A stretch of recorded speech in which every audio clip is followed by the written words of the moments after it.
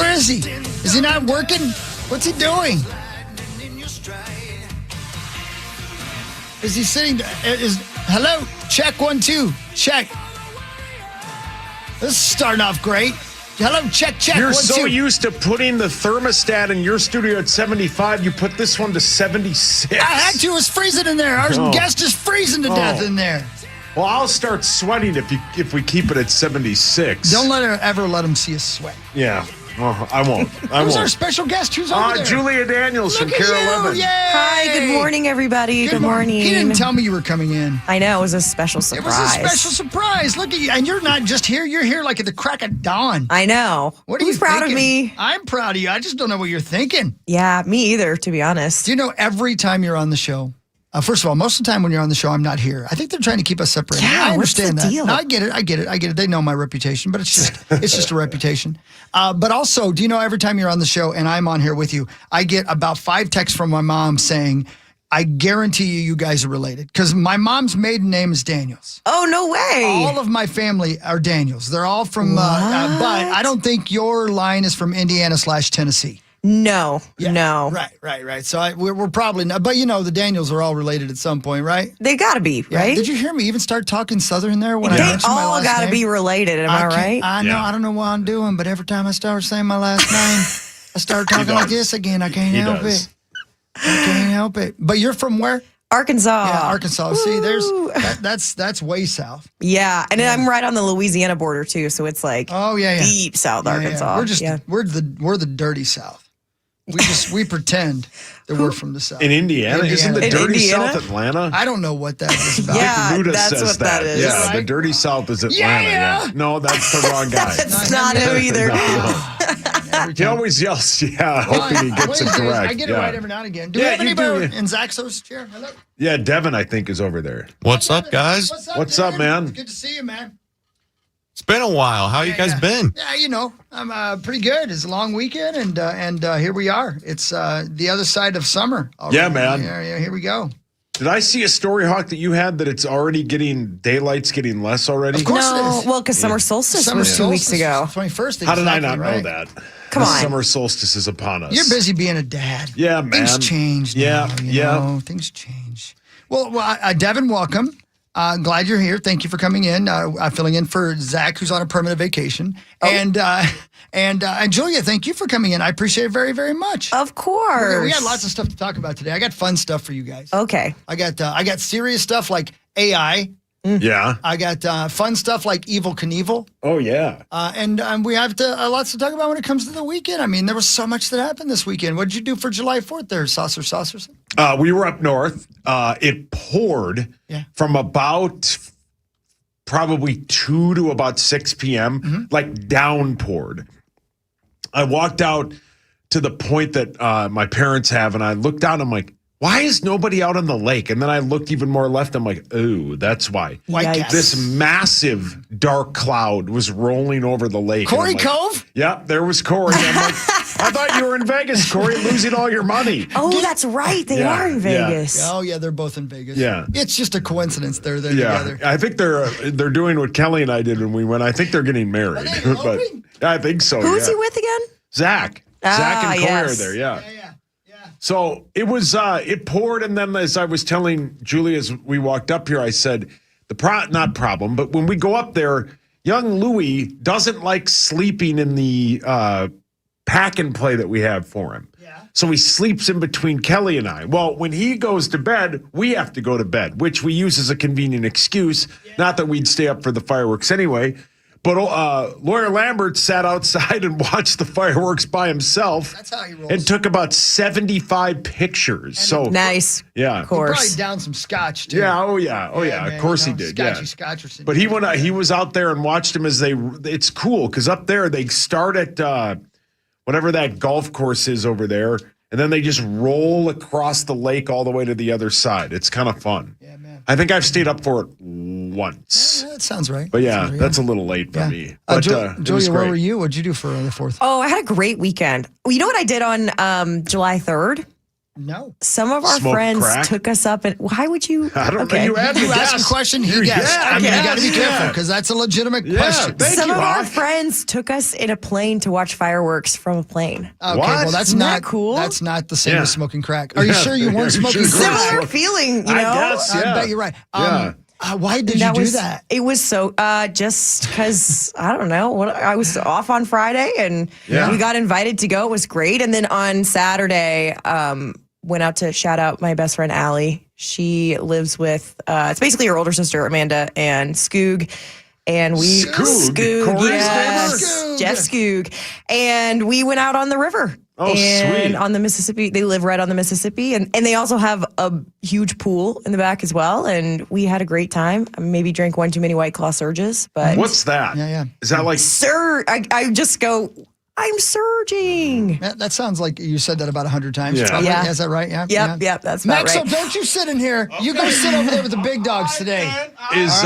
is White Claw Surge like a It just has more alcohol in okay? it. Oh, well, perfect. that's what we need. Perfect. Yeah. That's good. Yeah, that does sound like something you said about 1,500 times. So was it Yeah. a situation where there was a pool and a river, and they said the river be good for you? Yeah, He positive said, better yeah, for you. Arkansas, Yeah, get in there. Yeah. Yeah, Maxo and Julia Daniels, you guys know each other. Hi. Oh, Hey, yeah. nice to Hi, meet you. Good to Max. see you. Hi. Hola. Good to see you. Max, welcome in. Thank you for getting up early as well. Yeah, for sure. Sorry I was late.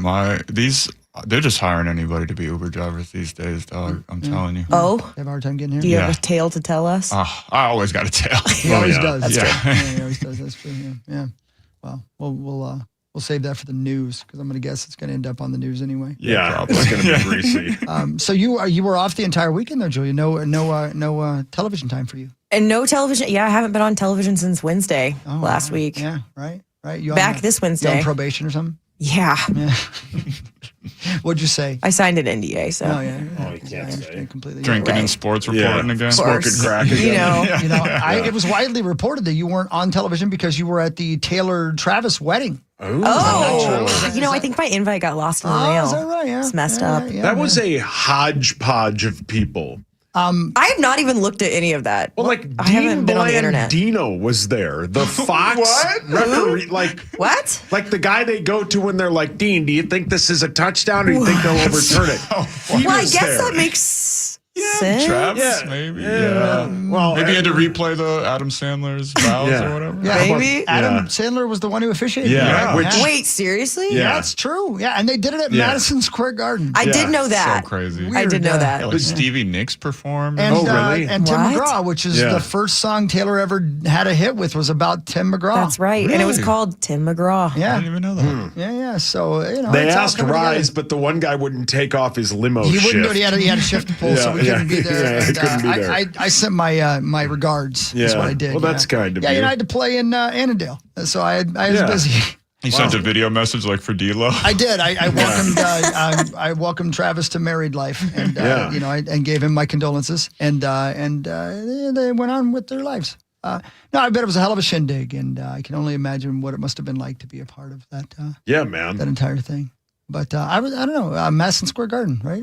That's Okay, I heard mixed reviews about that. Like, Yeah. people were making fun of her for having it at Madison Square Garden because it's like she's getting married at work. yeah, right. But then That's also, funny. I mean, she's got the funds to make it not look like Madison Square Garden inside, right? sure. What? And Yeah. also, I heard it was security's better there than Well, just and- about anywhere else. Yeah. And that'd be I the also bit, heard yeah. that they did it there because if they went somewhere super nice, like let's say they went to St. Lucia. There's Right, a really right. nice place that all the famous people go called Sugar Beach, right? That's Okay. like who's the guy we interviewed, Hawk, that had like one word answers on the phone? Frank Bean. No, not Frank Bean. The guy in the soccer movie with Are you sure it wasn't Frank Bean? Marky Mark and the Funky Bunch. Mark Wahlberg. Oh. He got married there and rented the whole thing out. The issue, though, is like cameras and people can fly overhead. Right, That's right. why they had it inside. So there was no like paparazzi couldn't get at it from like other angles of it. That's I see. Why, yeah. That makes sense. Yeah. But, okay, sure. But Yeah. I don't know. But I think security is a big deal. I think, that makes a lot of sense. Well, when you're inviting Dean Blandino, I guess anybody's invited. Yeah. I don't believe you were invited. No, I was not. It sounds like Julia decided not to go, and I know Max couldn't go because of the Uber situation. Yeah. Uber kept taking the wrong and turn. Zach he'd love to go, but he's got a vacation plan. He had to go to Vegas. Yeah, he did. He got to go out there and take some time off because he's overworked. Is what he is. Hey, guys. Our guy is 748th place currently. That's pretty good for him. Yeah. Out of 749? I don't know, but he... no, that's a lot. That's pretty good because there's a lot of poker players out there doing this thing, right?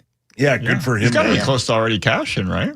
No, I don't know. Is it 500 the cash? Oh, okay. Is it 500, I think? Yeah, but I think this just might be the 744 of, like, his bit, right? Yeah. Right. Like, I think that's just 744 of... day one would be my guess. Can I ask you guys a question? Yes, sir. But good for him. Good for him. When the Twins sign a player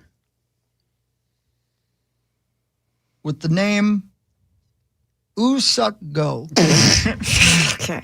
do they expect us to be adults about it? And I don't want to make No fun one of ever people's expects names. you to be an adult. I don't want to make fun of people's names. My last name is a sport that I've never played, and I've only had skates on my feet at once. But the gentleman's name is, I looked it up. Hold on. His name is WOO-SUK, and then his last name, Go, or I guess Go might be the first name. I don't know how that works. But I know that his pronunciation here on my AP Sports, the pronunciation is Usuck Go. 27-year-old right-handed pitcher for cash considerations from the Tigers the Twins have acquired. Did they not think of my career? No, I don't think they did. And they what this might do to me? I think the Poets just heard so many people say, "You suck, go." Yeah. And they thought, And they were like, that okay, you want us guy. to sign this guy. Yeah. That was a good one. What's his Max. name? That was a good one. I'm not going to say it again because I don't want to be accused of making fun of somebody's name. Daddy's enjoying this. Rose. Mark, it's 5:44. Couldn't wait a moment. No. Oh my God. No. Yeah.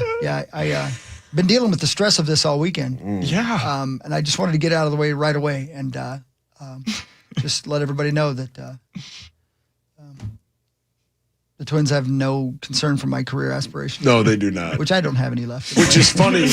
And I know you're on top of it and you read the sports, but the reason you know about it and I know about it is about 75,000 people tagged us on Twitter. Oh my God. The second that guy got, I think he was signed off waivers. Yeah. And I can tell, that I'm touched because the number of people who told me not to address it. Yeah. Oh yeah. It's sweet of them to care about my career aspirations. But it is very kind. But I am a sports guy. Yeah. And I have to report the sports. And the Twins added a relief pitcher whose last name is Go. What's his full name? It's Usuck. It is. Hey, it's I'm Mark telling Rosen. you, it is. Rose. And I'm not making fun. That's how you say it. You're going to hear people say it over and over again. You're going to think they're making fun. They're not making fun. So relax. Yeah, we're not making fun of it. It's just a good. It's like what was the guy? I love how, by the way, our guest has gone completely silent. Yeah. No, you guys want to know why I went silent? This is so. You guys are gonna think this is so funny. You know this person? I'm looking. No, sorry, this is completely off topic. That's what I. Are you doing a meat sauce? Yeah, you're meat sauce. Meat sauce and watching TV. Right now? So 100%. my Care 11 is on, and I'm looking at Alicia Lewis. Love her, by the way. This is no shade. I'm pretty sure she's wearing my dress. Fashion We need to call her disaster. during the break and find out. This is controversy. She looks great in it, though. That's why Did she I'm wake up in your mad. place this morning or what? Yeah. Do you just keep your clothes at the spot? I do keep a lot of my dresses up there. So this has kidding. happened many times where I'll look and I'm like, that promo. I'm like, that anchor's wearing my dress. Promo. Why is Randy wearing my pants? Why is Damn it, Randy. I think that's so funny. Perk still there? I leave them up there knowing that that's a That's a possibility. possibility. Yeah. Sure. Which is fine. I'm flattered if Alicia is phenomenal and she looks great all the time. So if she wants to wear my dress, I'm flattered. Is Perk still there? Is that what you asked? Yeah. Oh. Yeah, you're just making fun, I'm sure. Because I'm going to say, was he wearing it? I don't know. Yeah. No. Yeah. Okay. Oh, that dress there? Yeah. Redden? That one's yours? If it's not, it might have one very similar. We should But call she her. looks great in Would you red. call her during the I'm break? the only and one ask allowed her? to say it. Yeah. Should I text her? Yeah, text her and find out. See if she answers on All caps. Because Yeah. we're friends. On She'll God. call them more. I don't know what that means. And But see. On my mama. yeah. Yeah. This is a great show. Did you come in here and put it on this channel? No, it was already on. No. She didn't roll like that. Oh. She didn't Trying watch to Carol inflate Levin. the ratings a Yeah. little bit. She's a big CCO gal. Yeah. All right, everyone. All right, everybody be cool. Anyways, that's the first segment, man. We already went late, and I just got started. I'm glad we got the twins signing out of the way, though. I figured that was the best something part, though. And I thought it went well. my favorite part about all of this is normally when I come and talk to you early in the morning, Hawk, we're either going to rip somebody, we're going to have a good laugh, or I'm going to say something real offensive unless Abby's in there with you, right? Yeah, right. The first thing you say is, Joe Ryan pitched well. He's going to get traded to the Yankees. I'm like, Hawk, it's 5:05 in the morning. He was so confused. You were so confused. You have hot sports. I had a sports thing. Well, I gotta jump out of my role when Big Dog ain't here. You know, I prefer to get back in my spot, but it's cool. I know what I'm doing. I can do this somehow. We get rolling about halfway through the show, and then by the time Corey's back, we're all sad. Yeah. We're better without him now. We got this figured out now. We'll see him in DL. That's this week. He comes in to DL, and he just rolls in like the Corey's thunderstorm DL. across the lake. And he reminds us. I won't cash What are we that talking ticket. about? Yeah. And we'll be playing the initials. It's not a major, is it? Is it a major? Yeah. It is? Yep. But Marnie's not going to be there. Marnie's gone. No one cares. Yep. Marnie Yep. asked me on a date last night. Did she really? She did, yeah. But Sure. I turned her down. Sure. did. Wow. I turned her down. I know Why? it sounds impossible. Because I didn't want to go to St. Cloud to see Winona. Oh, is that why she was selling her tickets? Yeah. And then she's like, you know what? I bet hockey go with me. And I was like, Was it in your backyard? And, well, that's the thing. And I had just played 4 gigs in a row or something like that. So I just needed a night at home. Yeah. I needed a night at home. So I stayed home and watched a documentary on AI that just blew my brains The big out. knockers. I did not. Well, never mind. I'm trying to be cool, man. Would you let me be cool for one day? I'll let you Please, be cool. we got a guest in here. I'm trying to be cool. Yeah. My God. Anyway, so I did not go. But I thought it was sweet of her to ask me if I wanted to go to see Winona and Melissa Etheridge Where? at the Ledge Yeah. Amphitheater. It was too far. Not that it's too far to drive for a good concert. It was too far to drive on a Sunday night. Yeah. I have to work in the next morning, and I have to do this hard job. Do you think anyone bought her tickets? I don't think so. Yeah. I think it was way too late. It was I probably saw it too at late. like 6:30 last night. It was one of those things like you have with Dave Matthews, where it seemed like a good idea at the time, but you hoped you might be dead by then. Yeah, and I got real lucky. Sold them to a guy for face value, and he bought both of them. And Yep. yeah, but now when it's rescheduled till the 30th of August, I'll probably go. Blank, son. Probably go by myself, but yeah, I'll Why go. not? Yeah, I'll Yeah. probably go. Yeah. Because then when it was all happening, I'm like, yeah, I probably should have gone to this. Is that lady wearing your dress on Carol Levin? That's Courtney. That's one of my good friends. No, that is Courtney's dress. Always tell her she looks like Black Widow when she wears that with her red hair. Let me take a look here. She kind of does, yeah. Yeah, she also has a black leather trench coat that she wears when it's raining, and I'm like, whoa, you really look like a spy. Are trench coats back in? Yeah. They're back. Are they really? Oh, I yeah, didn't they're know back, that. dog. Man, thank God I got hundreds of them. Because of a lot of them. Okay. Yeah. You still got to wear something underneath, huh? Yeah. Nah, don't you cramp my style. Yeah. Patrick Moore Show. We'll be right back on The Fan. Thanks for tuning in. This is Too Jazzy. We need rock and roll. Trouble sleeping lately? Upgrade to the great sleep you deserve.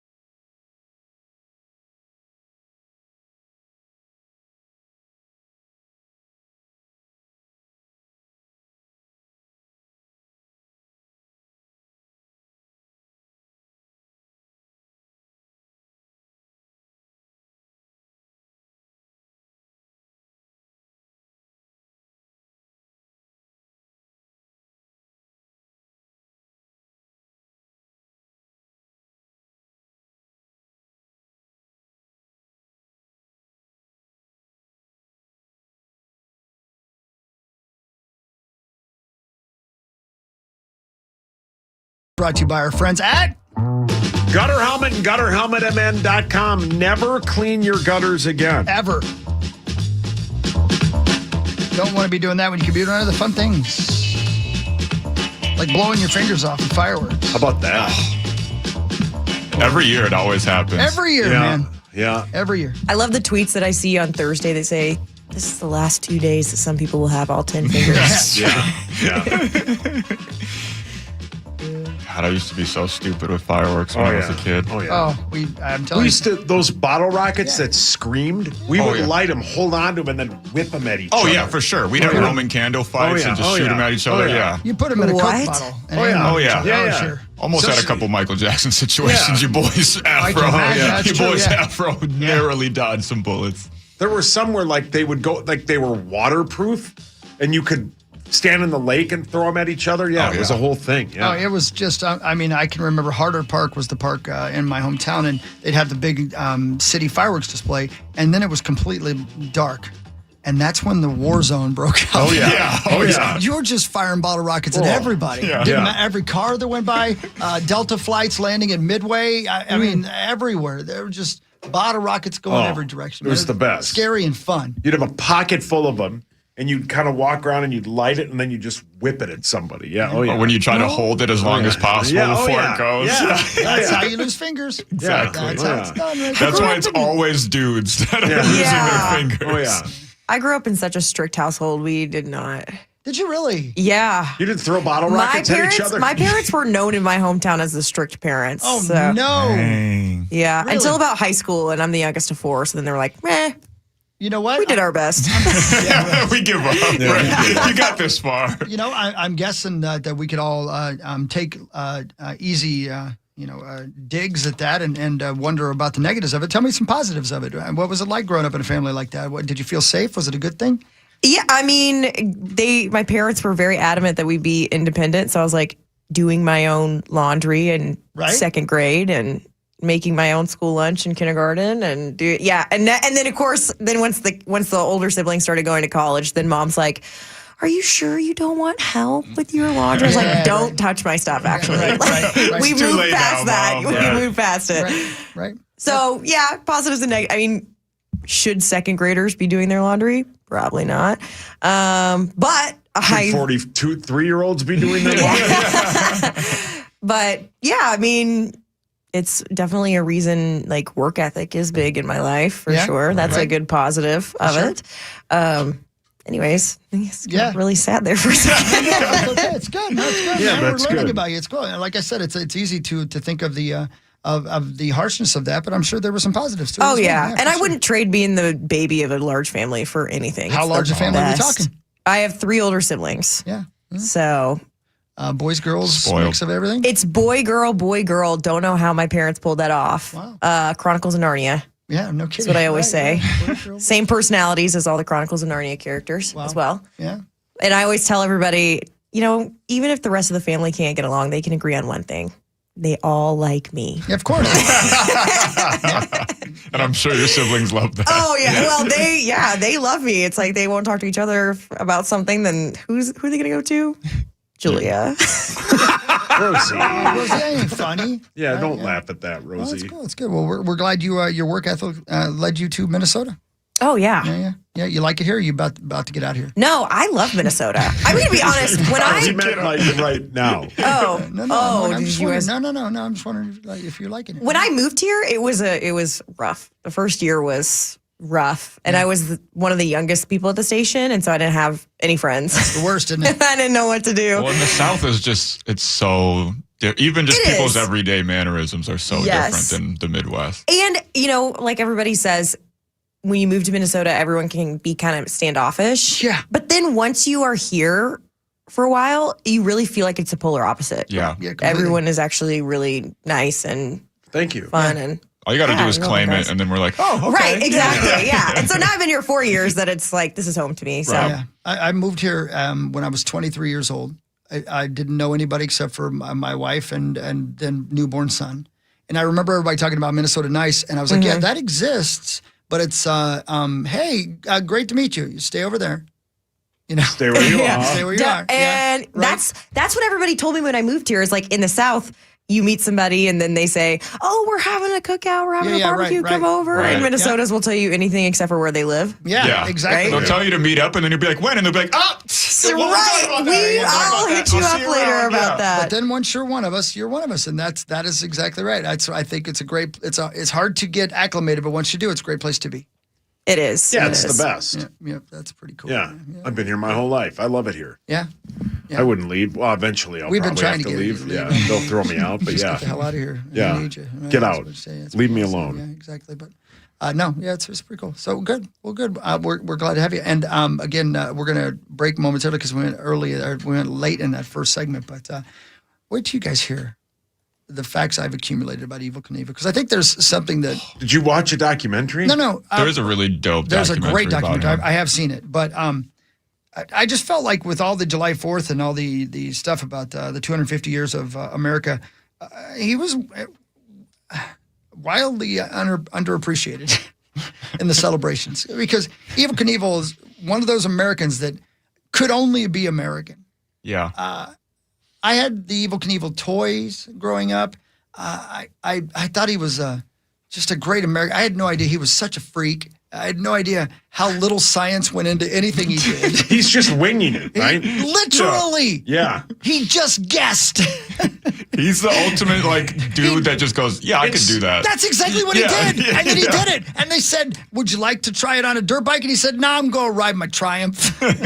So literally, he's jackass before jackass. That's exactly how I would describe it. Yeah. In fact, that's exactly how I described He's it just yesterday. winging it. That's exactly right. So I got stuff for you. I'm excited I to can't talk to you wait. about regarding that a little bit later. yeah. And even the aftermath of the Caesars jump, in which it looks like there's not even a human being on the motorcycle. It looks like a crash test dummy lands and just bursts into pieces. How he faked part of the aftermath of it. Now, we'll get to it later. I can't wait. But next is going to be sports. This is the Power Trip Morning Show. Julia Daniels is over there with the cast of thousands. We'll be right back. Power Trip Morning Show. From the 1-800 Ask Gary Traffic Center.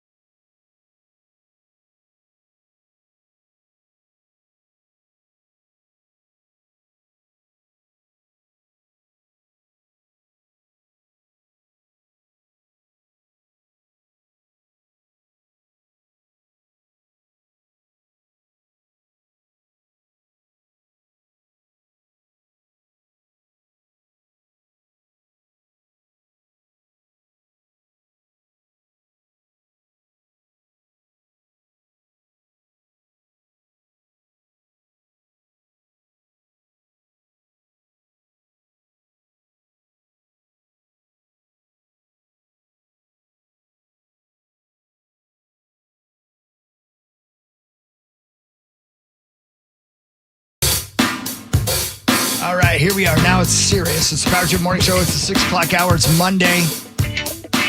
It's July. Football season's right around the corner. 20 days from today, Hogs You Daddy. got your mind, man? I know. 15 days, I believe Rookies the Patriots report Yep, too, right? Yep. Hall of Fame game under a month from It's right all now. Let's happening, go. Julia. It's all at the happening. ball. So my life ends Yeah. Oh, man. right when football starts up. Or begin. It'll When it begin. begins. You can look at it the other way. You My know, social life ends. again, or Or begins. no, man. I know it's a weird thing because it's a direct left turn. I mean, for everybody, Yeah. in this building, in your building, and Yep. what we do, how lucky are we to get to do what we Right. do? But it is like having two lifetimes. There's football season and non-football And season. there's the rest of the year. That's Yes. exactly right. Yeah, yeah. And I don't know. It's pretty cool. I wouldn't have it any other way. No, I'm with you. No. I'll regret it when it's gone.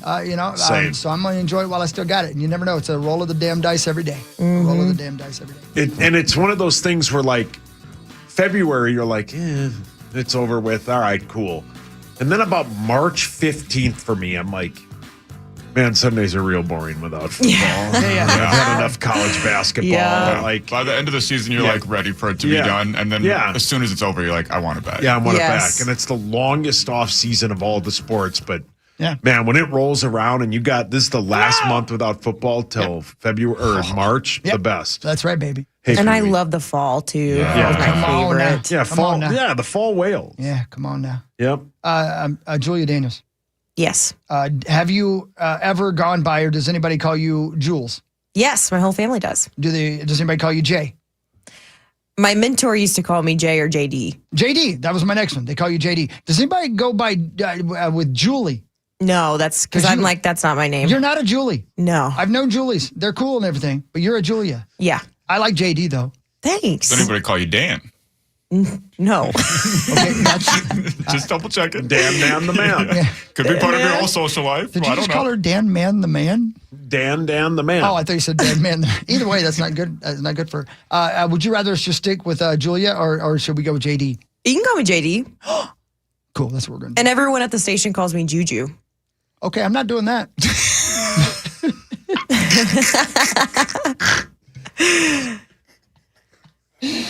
Not doing that.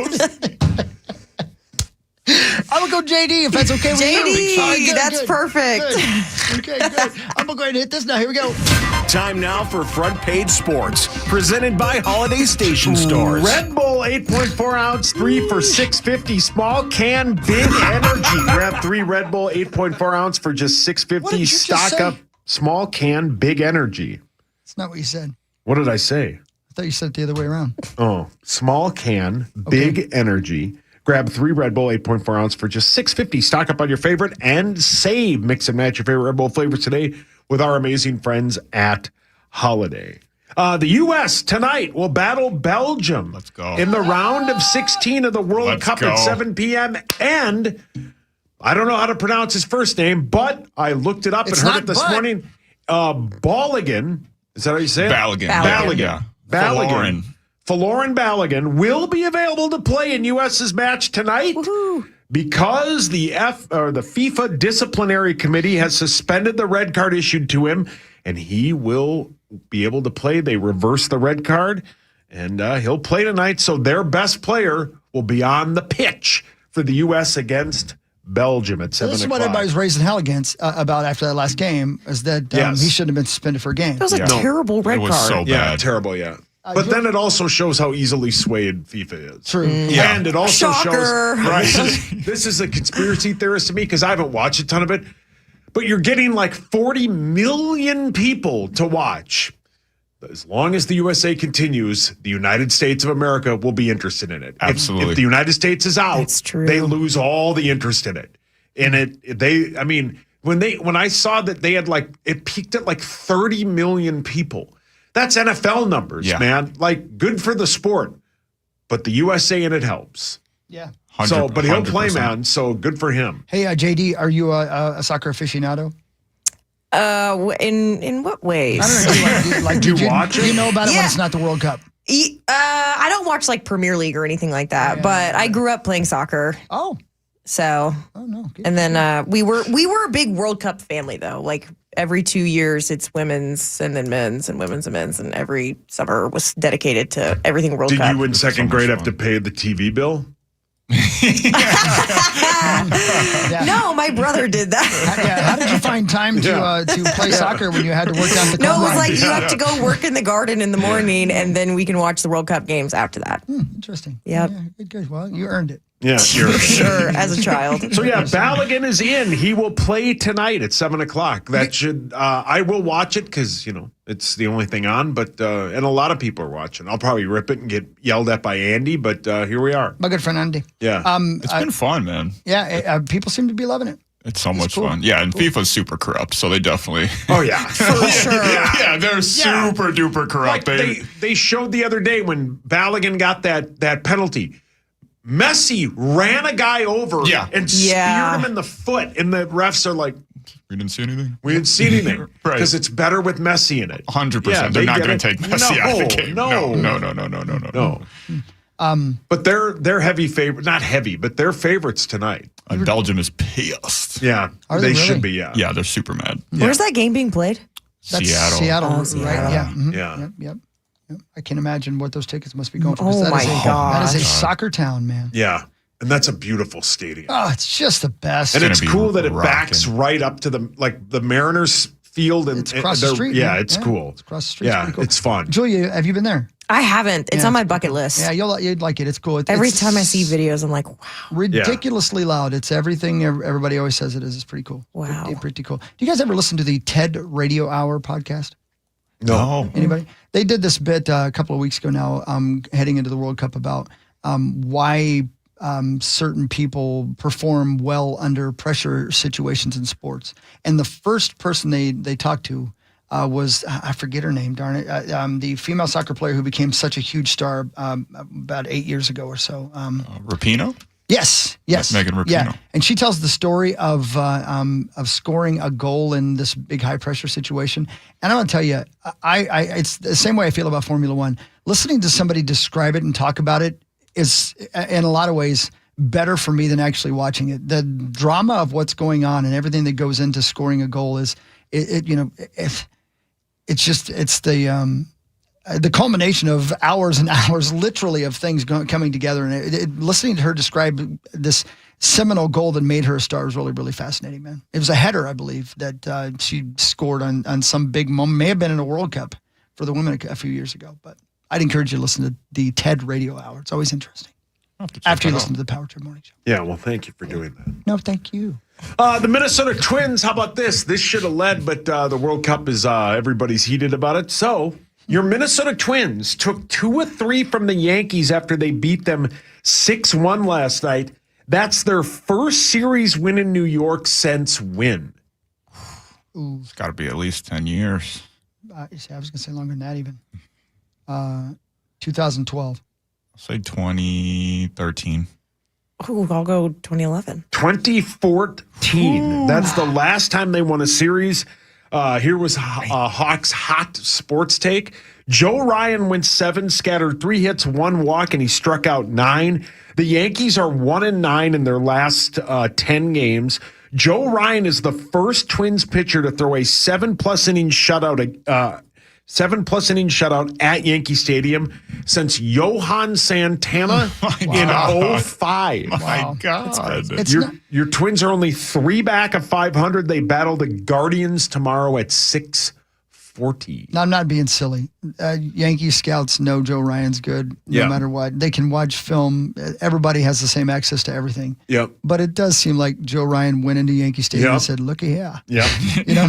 Yep.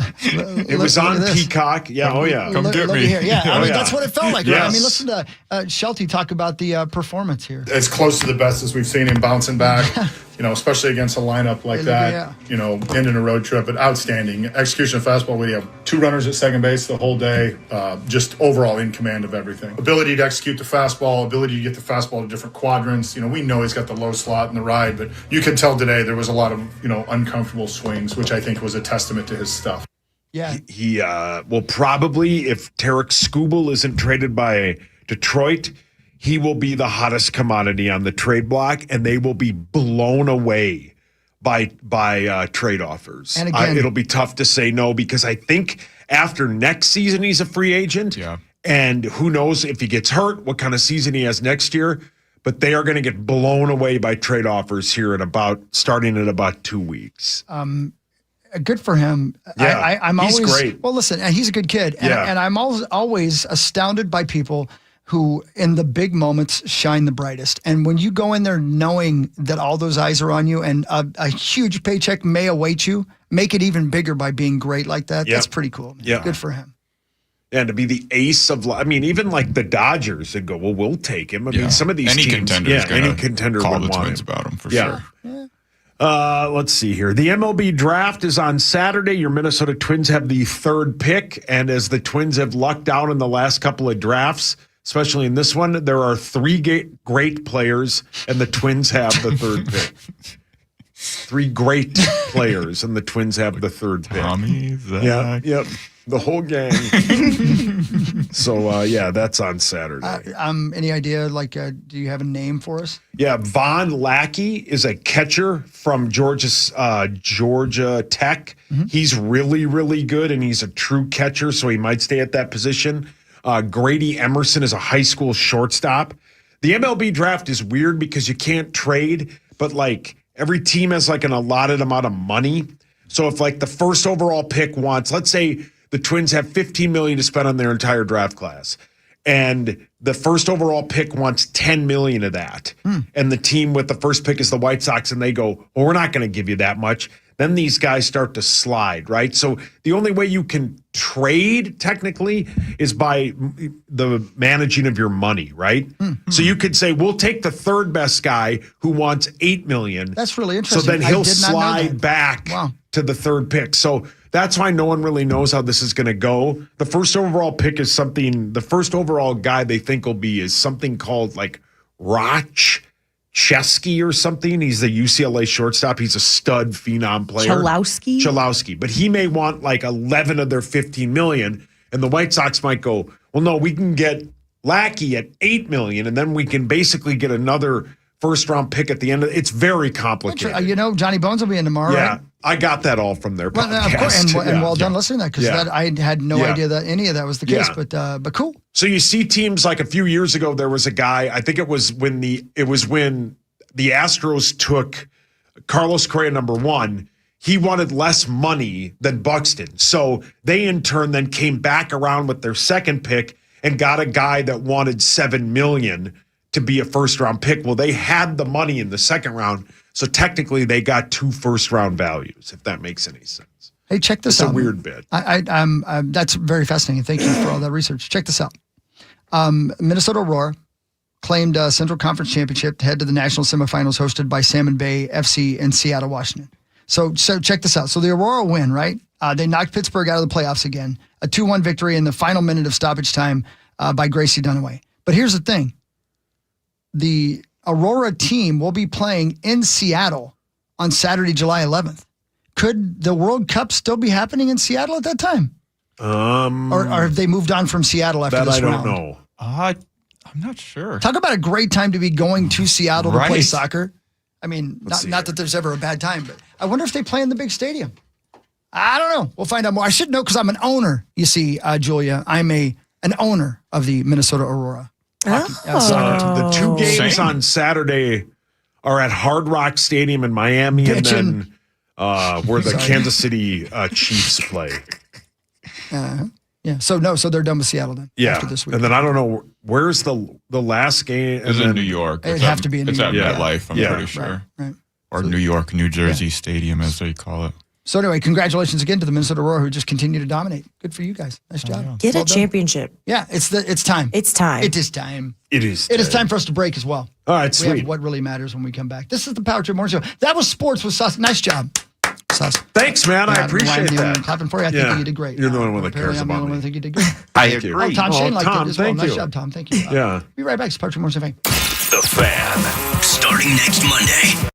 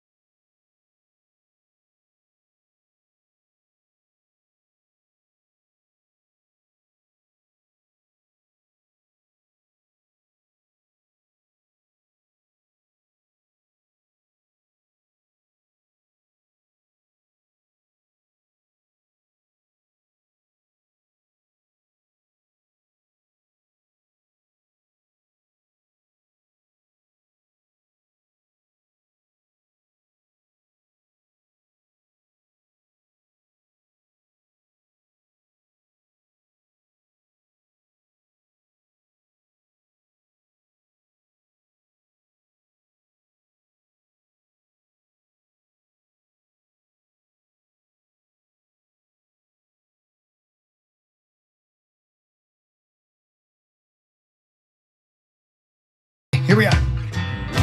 How's your morning show? Hey, it's my guy, Don. Yeah, it's your guy, Don. You guys are going to go golfing. He loves you, too. Don's the best. Yeah. He told me on Friday about how much fun you guys had golfing. Yeah, and I he's asked one him of the if he was nicest feeling guys ever. Yeah. Were you on drugs, Don? I don't think anyone's ever said I'm fun to play golf No, that's with. no, I know. I thought he was joking. Yeah. I laughed. I had a good laugh. Oh, at me? Dude, you're high strung. I know. You need to chill the hell out. Sorry. You're a known agitator. You are a known agitator. Yeah, I'm working on it. Be careful over there, Julia Daniels of Care 11. He's a known agitator, and he's high strung. I'll have my guard up. Yeah. Yeah. My turn? I think so. How about this? Vladimir Guerrero Yes, sir. is the all-star starter for the first base for the American League at the All-Star game a week from tomorrow. He's declining to go. Wow. He's not going. So either I didn't look further into it, but I saw that he's not. So I would assume it's either health related, he wants the break, or he's tired of the All-Star game. But this is if it's just him saying, I don't want to be in the All-Star game, this is not a good sign for baseball. Because like these guys, like back when the NBA All-Star game break was like 2 days, and then LeBron was like, well, wait a minute. We should get a break too, which they should, and then they take like a week off. A lot of these guys are probably like, well, if I go to the All-Star game, I'm going to be there Monday, Tuesday, and then some of us play again on Thursday. If he is just saying, I don't want to play in it, this is not a good thing for baseball. He's one of the best players in the game, and he's like, I'm good. 100%. I don't want to play. Been dealing with discomfort in his back. Oh, well, there's that, which is...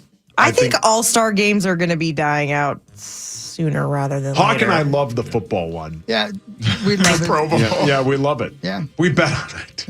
Of course. do. What? No Oh, way. no, we You do, guys. yeah. Oh, yeah. Yeah, No we bet way. on the over when it was a game. Oh, yeah. Yeah, I called the number, brother. Yeah, right. But what really matters, Hog's Daddy, is this. Ladies and gentlemen, may I introduce to you the great American Evel Knievel, who was not such a great American. But when I think of July 4th and 250 years on this planet for our country, I think of the lack of celebration around Evel Knievel, and it made me sad. So I'm bringing you some information about Evel Knievel. Julia Daniels, how familiar are you with the Evel Knievel? I mean, I've heard the name. Do you know what he did? Daredevil? Yeah, he was a daredevil. That's right. Yeah, somebody would dare him, and like the devil, he would take their dare. He lived from 1938 till 2007. Wow. He was a known bastard. How'd he die? Old age and lots of injuries. Boo. Yeah, no, I think he might have had the cancer. I'm not sure. I can't remember. But he did die from unnatural causes because he is widely known to have had 430 bone fractures in his career. My God. I'm going to say it again, 430. He is the Guinness World Record holder of the most broken bones in a lifetime, Evel Knievel. Famous for his star-spangled jumpsuits and Harley-Davidson motorcycles. He completed over 75 ramp-to-ramp jumps, turning spectacular crashes and death-defying feats into a multi-million-dollar entertainment empire, which he lost due to his drinks. Did he really? Nice. Yeah. And spent lots of buddy. time in the hospital. Oh. Yeah. He didn't have good insurance? He was actually a very good, it's funny you say that, he was a very good insurance salesman. In fact, when he did the Caesars jump, he put life insurance on himself and collected. Wow. Yes, he did. What? Yeah, he did. Absolutely true. It was New Year's Eve, 1967. I was not even a glimmer in Daddy and Mommy's eye. Evel Knievel attempted to jump the fountains at Caesar's Palace on a Triumph Bonneville T120. It was a 141-foot leap, which ended in a catastrophic crash when he clipped the safety ramp. Rosie was there and filed that report. Mark. He suffered a crushed pelvis, Ow. a concussion, and multiple broken bones, spent 29 days in a coma. Now, here's the thing about that last part. That's not true.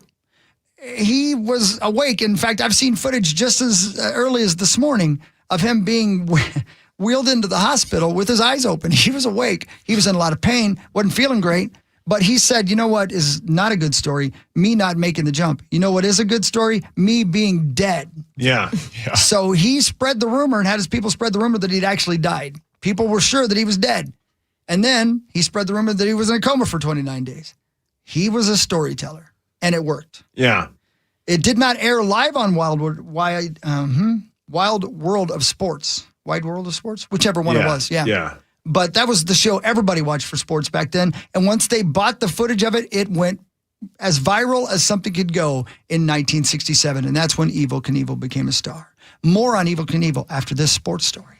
Let's see here. Byron Buxton will be an all-star starter for the first time in his career, and it will be his third overall appearance. And Joe Ryan will also be on the all-star team. The all-star game is a week from tomorrow. Yep. Here's Joe Ryan. Yay! He sounds excited. Here's Byron Buxton. Wow. They love it. They love it. They love it. What really matters is this. You're so right, and I'm so glad you got right back to me because you're excited. Yeah, I love this stuff. Yeah. Now, here's the thing. I'm going to play you now some audio from the documentary on Evel Knievel. I think it's called Being Evil. I'm going to stop it halfway through because I want to describe one clear point that I find the most fascinating about Evel Knievel and his career. Here we go. Anywhere there was an open... Sorry. Hold on. Let me start again. New Year's Eve, 1967. Good voice guy. And Knievel's jump was the big draw in town. Jay Sarno Jr. was the son of the Caesars owner and witnessed the jump firsthand. What struck me most about the oddity of that day was seeing this unbelievable crowd, this huge number of people standing anywhere there was an open place to stand. Thousands converged on Caesars to watch the jump, the likes of which had never been attempted before. For Knievel, this was the jump he believed would make him a superstar, a phenomenal leap over 140 feet, his longest jump yet.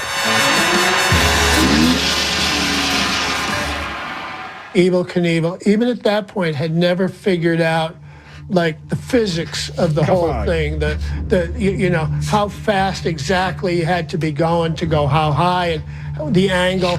He did it all by the seat of his pants.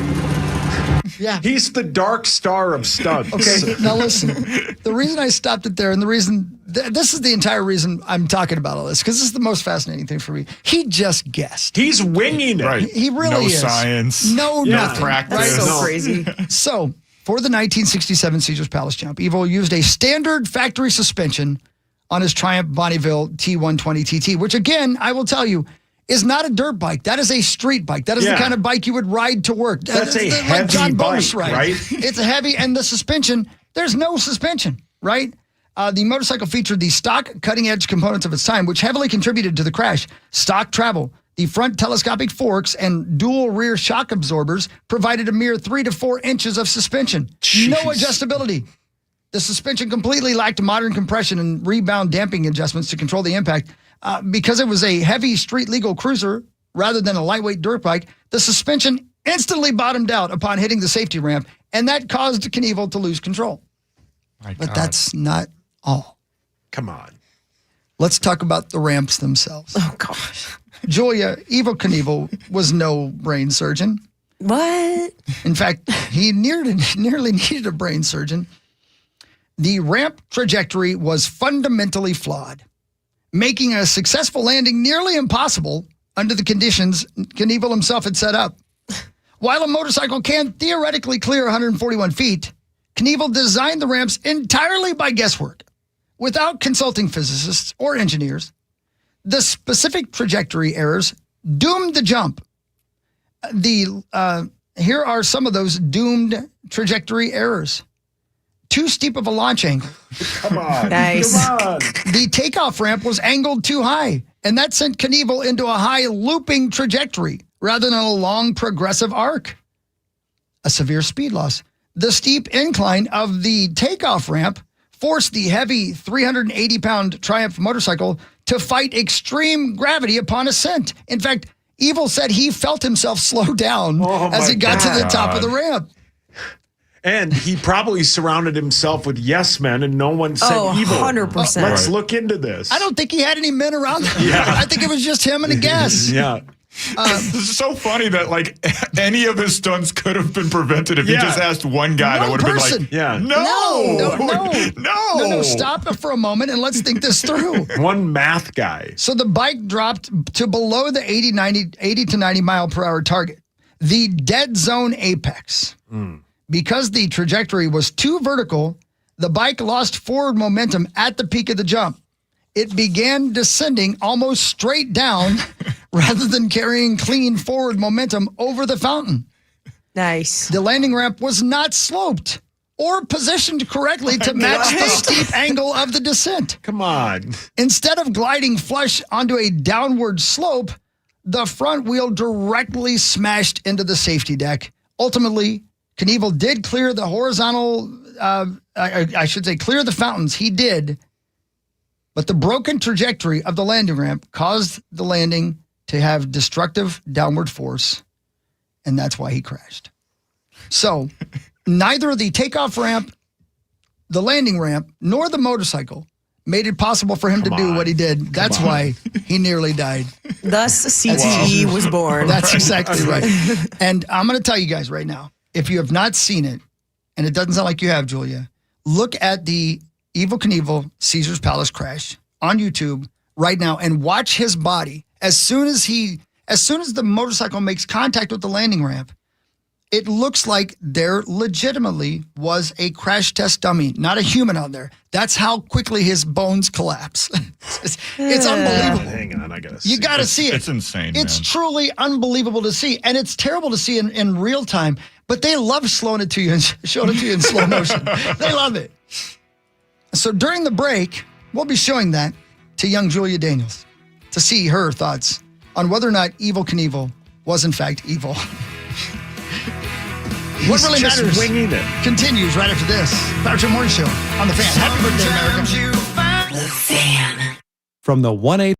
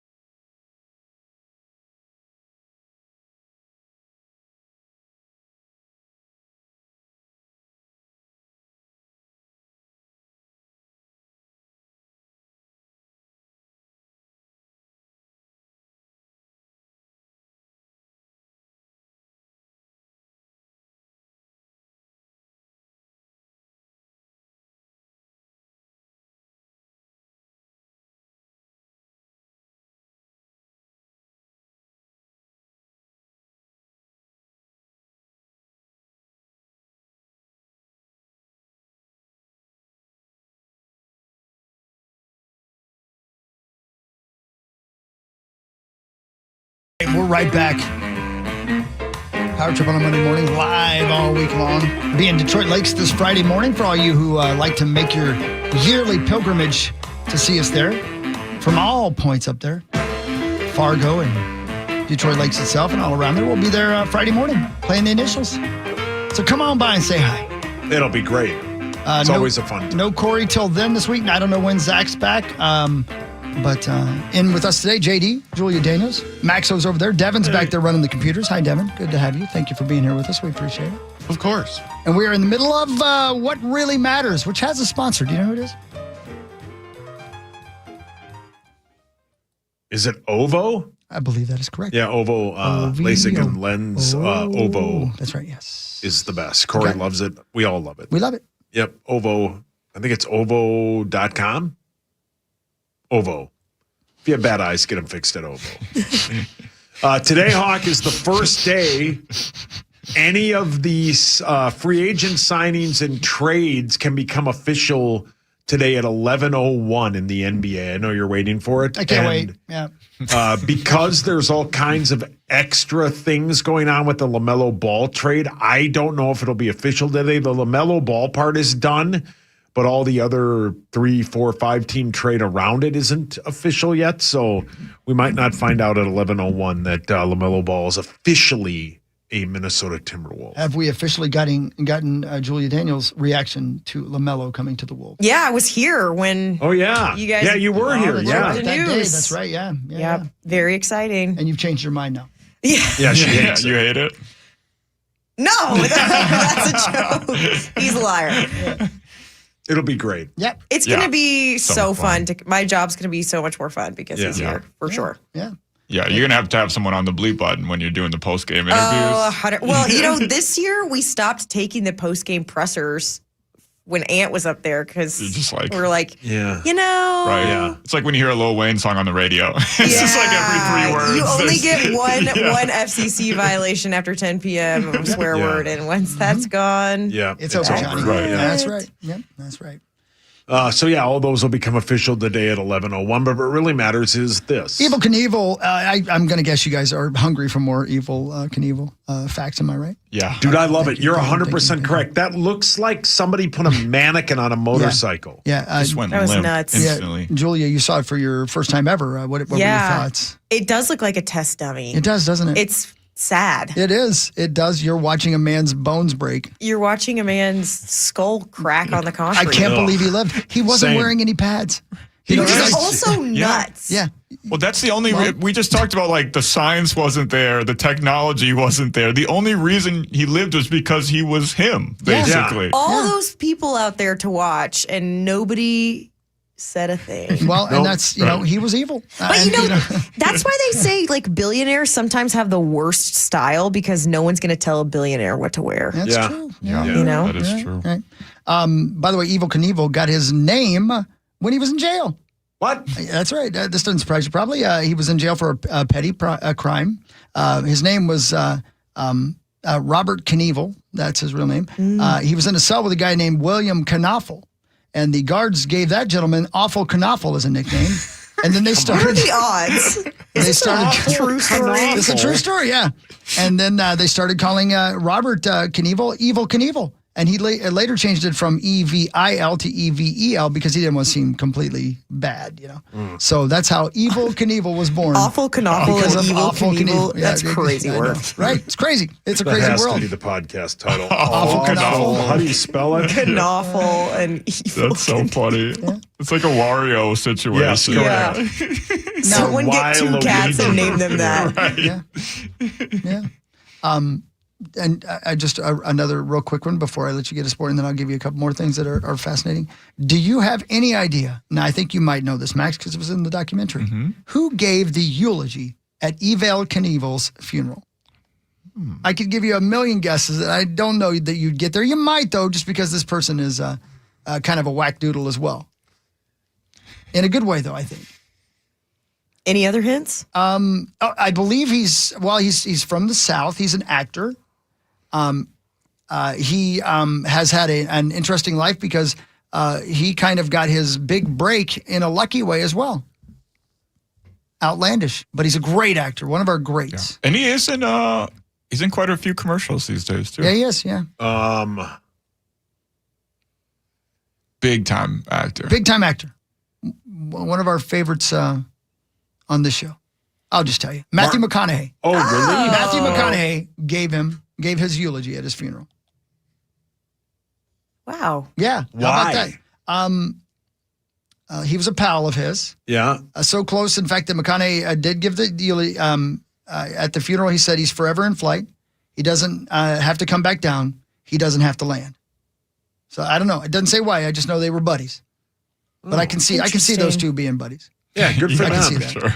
I can see Matthew McConaughey playing him in a movie. Is Matthew McConaughey a whackdoodle? He's kind of a whackdoodle. Yeah. Did you? Oh, yeah. Have you listened to his book or read his book? No. I have. I enjoyed it. But he is on a. He seems to have gone on a trip and hasn't returned. Yeah, he's done a lot of drugs. You know what I mean? really? Oh, yeah. But I don't say that negatively because he seems to have a much better handle on life than I'll do. I'll tell you that. Yeah, he's on like one of those perma trips when someone takes acid Yeah. and just Oh, yeah. never comes back to normal. Yeah. Yeah, You but in wanna a good way. Can I tell you an improper story that I learned? Sure. And I'm sorry to say this to you as a lady, but you did volunteer to come into the Power Trip Morning Show, so that's on you. Yep. Awful canoffle. This is a true story as told by Matthew McConaughey, and this is the truth. What I'm about to tell you is the truth. Okay. His father and mother were getting it on when his father passed away of a heart attack. And when the EMTs came to collect Matthew McConaughey's father, as they were wheeling him out under the sheet, he was naked. And the mother of Matthew McConaughey demanded they remove the sheet so that everyone could see her husband's manhood. Nice. Because she wanted people to know how big of a man her husband was. That is a true story as told by Matthew McConaughey in his book. Man. That's real love, though. That's love. Yeah. That's real love. And you know what? He won that argument, even dead. Wow. Every neighbor. What an honor. I mean, honestly. Literally. That's Every the guy's dream way to go That's out. the perfect way to go Right? out. Let me see that thing one more The time. driveway. Yeah. Salute. Everybody's saluting. I mean, man. I gotta see that thing one more time. And she wanted That's everybody crazy. to see. Everybody. Yeah. She wanted all of her neighbors to know. and probably some of the neighbors did know, you know what I mean? Yeah. Oh, They, yeah. I mean, at that point, So, right? yeah, right. Yeah, they heard it all.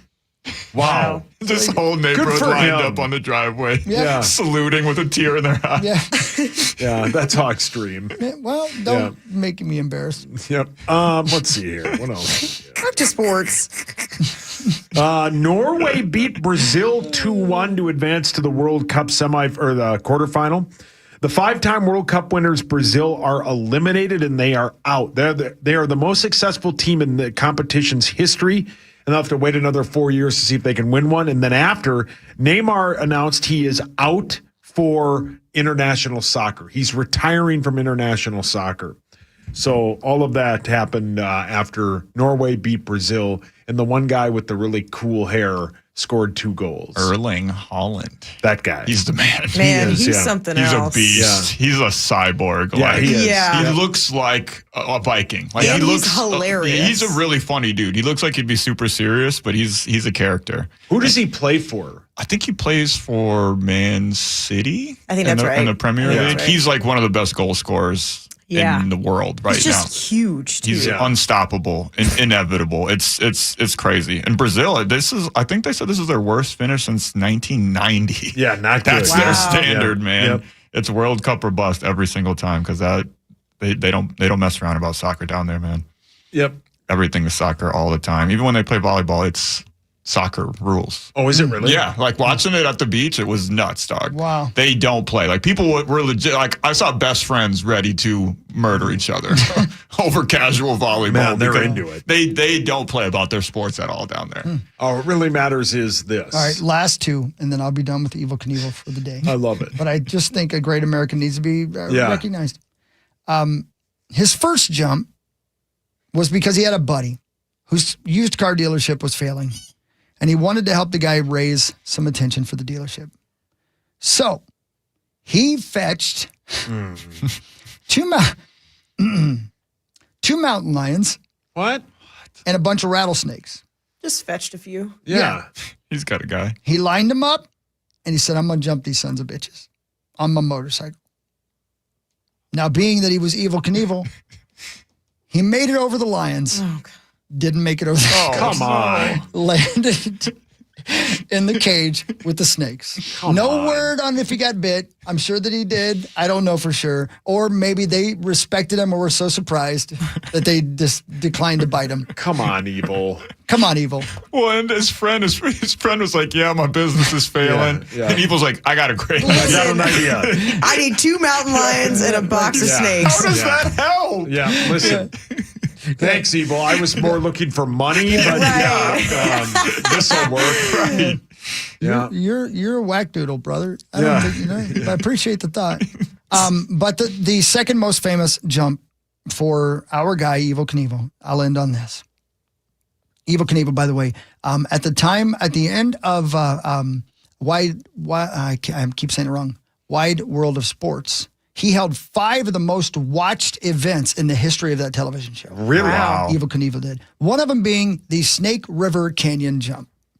Now, the government disallowed him from jumping the Grand Canyon because he was going to do it on a rocket. Come on. That was the first search when I was searching him up. Yes. Said Evel Knievel Grand Canyon. Right. Well, so since he couldn't go to the Grand Canyon, he went to the Snake River Canyon. And he attempted to fly across Idaho's Snake River Canyon in 1974. Now, as you guys well remember, technology wasn't the greatest in 1974. They were doing fine, but Evel Knievel wasn't a rocket scientist. Oh, no. He used a steam-powered rocket. Come on, Evil. What? He called it steam power. This was like, that's what they used in Back to the Future 3. Yeah, correct. All right. Evil. Right. Evil, come on. Evil. He called it the Sky Cycle X2. Had no wheels on it. Wasn't a cycle. Evil. Here's the problem. The steam-powered rocket took off, and immediately the parachute deployed, so he just floated casually down to the bottom of the canyon. And that was the end of the Snake River Canyon flight, which lame. He did not make the jump because, again, I'm sure he didn't ask anybody how to pack a parachute. Evil. And the parachute came out immediately. What an idiot. But he was a television ratings juggernaut, and he did have one of the greatest selling toys of all time. His wind-up stunt cycles and action figures remain highly sought after collector items to this day. I had one secondhand we got at a garage sale. It was the greatest thing ever. You'd put the motorcycle with Evel Knievel on it onto this this pedestal. You'd wind it up and hit the button and it would take off and you could jump things. It never ever landed any of the jumps. But the idea that you had, the possibility. So it was accurate. It was just like Evel Knievel. Yeah, right. That's Coolest sweet. toys That's ever. awesome, though. Yep. So there you go. Evel Knievel, ladies and gentlemen, the great American. Now you know about Evel Knievel. Isn't that what Keanu Reeves' character is in Toy Story? Isn't that like a knockoff? That's of right. I forgot about that. Really? Yes. Kaboom or something? Yeah, yes. Johnny Kaboom or something like like that. something Yeah, like that, yeah. That's a great point. I hadn't thought about that. Yeah. Yeah. You might just, we He's were like talking the about Canadian version of Evel Knievel. Yeah. I think it's a real toy. He might just be a dude on Twitch if it happened in 2026. Yeah, we were just talking about that. Like, we might not even know. There's people, those Russian dudes go up on buildings and do backflips all the time, and we don't even know. Yeah, there's a picture. He's Duke Kaboom. Duke Kaboom, that's it. Yeah. It's a great name. You want to see something terrifying? Look at the, and you can find it pretty easily, the x-ray of Evel Knievel's spine. Oh. And the rods and screws that they removed from his body after he died. Terrible. It's terrible. It's just terrible. No wonder he was pissed at the end of his life. Oh, poor Evil. He's evil. Yeah. So there you go. Julia Daniels, you had no idea. I had no idea. Today. That's what really matters is all about. I tell you things that matter. Thank you so much. You're very welcome. Thank you for being here. And stick around, please. We got lots of show left. 2 hours of the Power Trip Morning Show. We'll return with the news right after this on The Fan. From the 1-800-ASK-GARY Traffic Center. This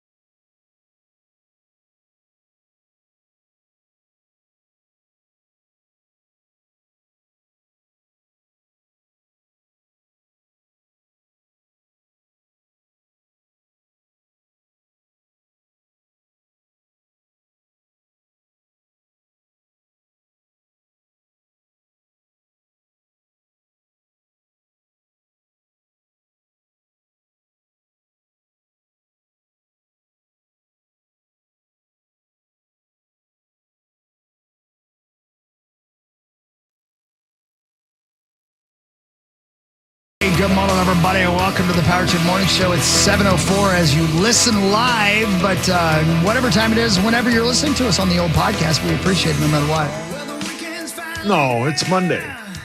Weekend is a mindset, brother. Yeah, well said. Thanks, Jimmy Buffett. Talk about it. Yeah. I'm saying. It's my weekend. See? That's how I was talking to Julia. Yeah, I'm off on Monday, Tuesday. That's kind of cool. It's fabulous. The grocery store has nobody in it on a Monday or Tuesday. Yeah. Yeah. Julia Daniels of Carolina fame here with us. Hey, guys. Hi. And Max was over there and Sasso. Hi. Cast of Thousands. Hola. And it's time for us to do the news. This is KFAN News with Chris Hockey, presented by the St. Paul Saints. We love the St. Paul Saints here. Yeah, correct. Thank you, Mel. Mel really loves you. I don't think they want to be associated with you, but they love you. By the way, Not there those Saints, is a soccer watch party tonight, 6 p.m. at CHS Field. That's fun. Sweet. Right, the event starts at 7. 2-for-1 select cans, $4 hot dogs, on-field access to watch the game on the enormous video board. So going down, free white. Whoa. What? Red, white, and blue. wet wipes? I turned into Bugs Bunny for a moment. Free red, white, and blue soccer watch party tonight, CHS Field. Get on down. Hell yeah. That's right. I love how much this the state and the Twin Cities in general has been activated by the World Cup, man. Yeah, There's just so many fun places to go. Brits is crazy. Brits is nuts right now. Yeah. The lines around the block. They shut the door. Like at a certain point, they're just like, no, you can't. We literally It's can't. nuts. We don't need your money. Get out of here. Yeah. I think I would guess Nordo has something tonight for the World Cup, like it's an a private appearance thing, or so something. yeah, I'm sure, you know. We had one on Thursday. Yeah. Didn't you Lakeville. have one, Maxo, too? Yeah, Lakeville Carbonis. And that was I've done a bunch of Timberwolves ones, shout out to Michelob Ultra and everything, but and they did them all. This World Cup one was the most lit by a long shot. It was packed and it was rocking in there. People were hammered by the time I even walked in the door, and they were ready to chant USA, USA. It was so much fun. yeah. Man. Good, man. I just love seeing people happy like that. Me It's cool. too. Yeah, man. It's so much fun, and our listeners are just the best, man. Yeah. I'll never take it for granted when people come up and say they hear me on the radio. It's always still very surreal for me. It is cool, isn't it? Yeah, it's the best. Still shocking, isn't it? Yeah, like people asking me for my autograph. It's like, what the hell? yeah, for what? That's great. Like you sure? You think Ludacris is still in town? I'm Max Fuller, No, wrong guy. No, Damn it. No, wrong guy. Wrong guy, Hogs. All right, whatever. Whatever. But anyway, here's the news, ladies and gentlemen. Here's what's going on in our world. The biggest news, of course, is this. It's official. Taylor Swift tied the knot with NFL star Travis Kelce. Hundreds of invited guests turned out for Friday's gala event at New York's Madison Square Garden. Celebrity guests included Selena Gomez, Bradley Cooper, and NFL Commissioner Roger Goodell. Emily Aketa was outside the garden as guests streamed in. Guests signed NDAs included on electronic invitations that merely told them to be in New York from Thursday to Saturday, according to a source invited. But even the heavy security presence surrounding the American royal nuptials leaning in to the fun. I knew you were trouble. I knew it. Music icons Stevie Nicks and Tim McGraw were scheduled to perform at the wedding reception, which lasted until the early morning hours. I'm Lisa Taylor. Thanks, Lisa. So there you go. It happened. Good for them. I hope they find a lot of people thought that relationship was fake. Good for them. I hope they find marital bliss. The one thing, though, that I don't understand is they interviewed a couple. There's going to be a but, you know? Yeah. I'm high-strung. They interviewed a couple. Really are. You need to chill the hell out. Mean. There was... I'm nice to you, Maxo. There was a mom who drove like 13 hours to stand outside of the building. Yeah, she needs to be checked. That's insane. Yeah. Like, I get I'm it. going to say it. I'd say it. No. Randy, no. I don't think I can say that. No, don't say it. But it's like, if it were like a public wedding and they had it like in. She has a driver's license. If they had it in like Central Park and it was all blocked off, but you could like stand around, fine. You drove 13 hours to stand outside of the building. Yeah. Right. That's crazy. insanity. I'm going to say it. No, you can't. You can't say What's it. he going to say? No. We need him. I need him till at least Thursday. Do you remember when we watched the Michael Jackson documentary? Yeah. And the lady who quit her job to Yes. stand outside the courtroom. To possibly To maybe go be in. a juror. Yeah. No, not a juror. To be to watch. they To were let like, inside the they were courtroom. Letting a certain raffling But it was a off lottery. Wow. Yeah, Spots. right. Yeah. What? She quit her job. Her job. Yeah. And now, even to this day, that's like her claim to fame. Exactly. And Yes. they interviewed her on that Yes. documentary about it. Do And you're people like, not realize? I mean, yes, these people are famous, but everyone's just people at the end of the day. Right. Yeah. She quit her. I forgot about that. Well, this lady that drove for sure was hoping that somebody would hear the story, right, and invite her into the wedding. 100%. yep. But they did not. Weird. Wait, so you said it's a mom. Did she have her kids with her? I think so, yeah. What? Yeah. Yep. I know that, honey. Oh, Rose. Rosie saw her. Rosie. What did you think of her, Rose? Do you have the buttons? Because I don't know what you're trying to get me to play. I mean, I'll find Oh my God, he's scrolling. You see his finger just working the button over What there. did you think, Rose? The big knockers. Oh, Rose. Relax. Okay, well, let her in. Hey, it's Mark It's a Rose. horse of a different color. Come on, Willie. She brought her friend Willie. Have you consumed marijuana? Good question, Maybe 69. Pat. Yep. No, she didn't, because if you did, then you No. wouldn't have drove 13 No, hours. 13 hours. No. I think I was on the road with every person high on marijuana on Saturday night on the way home from my gig. Probably. Everybody just driving real slow. Just 15 miles an hour. Oh, yeah. Sitting at a stoplight for 5 minutes too long. I just wanted everyone off the roads. Yeah, that ooh-wee will do that. Yeah, 100%. That sticky icky will do that. Tell you what. Here's another real news story out of Chicago. A firework hit a Delta plane. The flight was coming in for a landing at Chicago's Midway Airport on the 4th of July when the pilot reported their plane had been hit by a firework. The Airbus A319 was about 200 feet off the ground preparing to land when it was struck.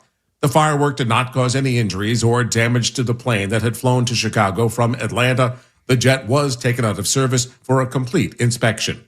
I'm Rory O'Neill. Thanks. I'm surprised that didn't happen more often.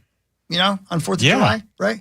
Here's the audio from the cockpit. Someone took my truck. Let me just see your hands real quick. That's not it. Dang it. I must have recorded over my fault. But it's always interesting to play. Yeah, I know. That's not my truck. That's not my truck.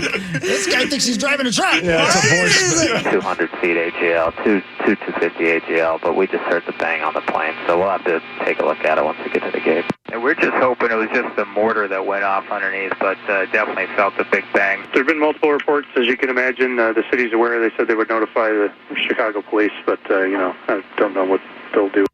Yeah. How about that? But again, I can't believe it doesn't happen more often. I mean, there's fireworks flying in every direction. Yeah, man. They're greasy. Yeah, well said. Yeah. They're greasy. Yeah. And of course, the other big giant news story from this weekend is he's done it again. This is the 18-time champion of the world with 66 Nathan's Famous hot dogs and buns in 10 minutes, Joey Chestnut. He did it. 66? Yeah. That's not his best, though. Oh, not even close. No, He knows he doesn't even have to. something? I think second place got 50. He just 51, eats yeah. enough to win. That's all he does. Yeah, he doesn't even go for it anymore. Yeah, I didn't watch it because it's kind of gross. Kinda? Yeah, it's gross. is. Yeah. Really gross. But I've met him. He's a nice guy. People love They love him. He was at the Love NASCAR him. race that Zacho and I went to. He's a at the month Saints ago. games like Yeah. twice a year. Yeah. He's awesome, man. Yeah. He's the GOAT. Yeah. One of the great American athletes He of is, all yeah. time. I mean, he doesn't even have to eat that much anymore. I mean, 66 is a ton, but you know what I mean? He's Because, just so much better than nobody everybody can else. catch him. Yeah. Yeah. I tell you what, I made myself a hot dog last night and ate it in my house, and it was delicious. But I ate it slow and I enjoyed it. Yeah. You didn't And I didn't dip that sumbitch in water either. Ugh, gross. That's the other gross Yeah. part. How about the guy that, because I think there's a bunch of events before it. How about the guy that drank a gallon of lemonade in like 20 seconds? Jesus. Just big jar of it and just right down the took it hatch. right to the dome. Right to the dome. Yeah. Oh, yeah. Yeah. I think it was like 20 seconds, right, Maxo? Yeah. A gallon of lemonade. I think that guy is like the Joey Chestnut of chugging lemonade? stuff. Yeah. Yeah. Wait, wrong button. What is going on back there? But a bitch can't have no coffee, though. Yeah. No, lemonade lady. Yeah, lemonade lady. Were you listening?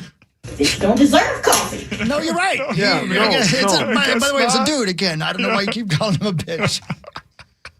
I'm sorry. I love that audio. I don't think that audio got enough credit. What was she mad about? She was pissed because she got coffee for her son and his wife, and she was going to watch the babies, and she got all the way to their apartment and then spilled it right outside the door. All the coffee went on the floor, and she's so angry. And I'll play it. I hope I play it. This is from 2023. I loved it. I wanted a cup of mother coffee. This coffee, just everywhere you look. It's probably in your purse. This mother, look at this every goddamn thing that I brought in here is wet than a bitch.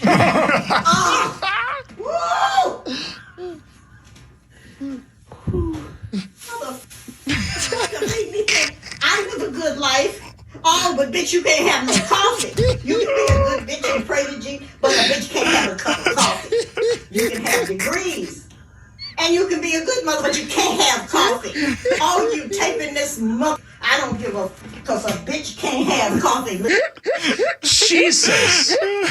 I love it. We've all been there. Oh my God. That's like when you're having a bad day and your pocket gets caught on the door and you're just like, why me? Yeah. Why? Yes. I got a degree. Yeah. I pray, and I can't have any coffee though.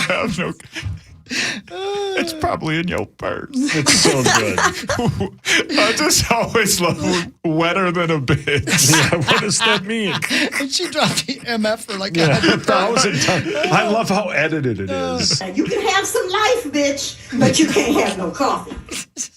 That's so good. Listen, that's how you sound. That's why you are high strung. Yes, I am. And mean. And mean. Yeah. Bitch. I can be high strung. I don't know why she said this, but at some point she says this. Wash your ass. Yeah, who's she talking to? Who is she talking to? I'm afraid to play the rest of it because I'm not sure that I beeped it all. I think I did, but it was 2023 and I was loose back then. Back then? Okay. You're loose now. I'm very looser. Yeah, you're very loose. Yeah. Be so horny. Anyway, it's a different guy. Rosie, you're loose. Yeah, Rosie's Come real on, loose. Rosie's real loose. Oh, gross. All right, that's the news, whether you like it or not. That's what's going on. Terrible things happen as well. People drowned, and I hate that. And just terrible things are happening in the world. But you can listen to other people to hear about that stuff. I don't want to tell you about it. Yeah. Stay cool. Make sure you keep your doggies cool because it's hot outside, and try to take care of each other and fight back against AI. And, wash your ass and get some coffee. Make sure those dogs are wetter than a bitch. It's so hot outside. Wash your Wash ass. your ass. Yeah, please do that. By the way, you in particular, Sauce. My ass is washed. You do smell very, very clean today. Did you guys notice how much of a whore he smells like this morning?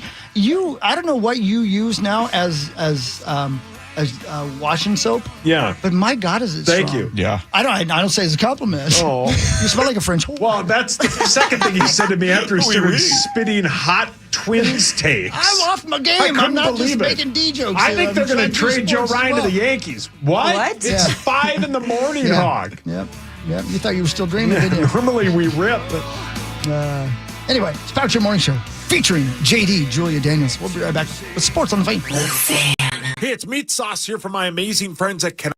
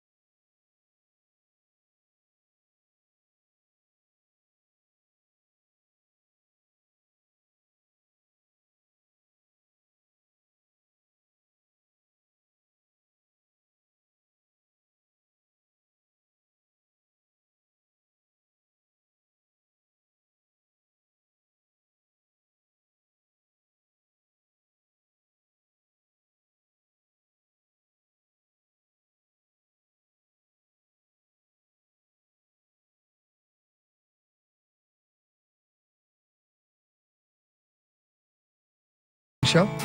This weekend, the NASCAR Cup Series and O'Reilly Auto Parts Series were in Chicago, Chicagoland Speedway on Saturday.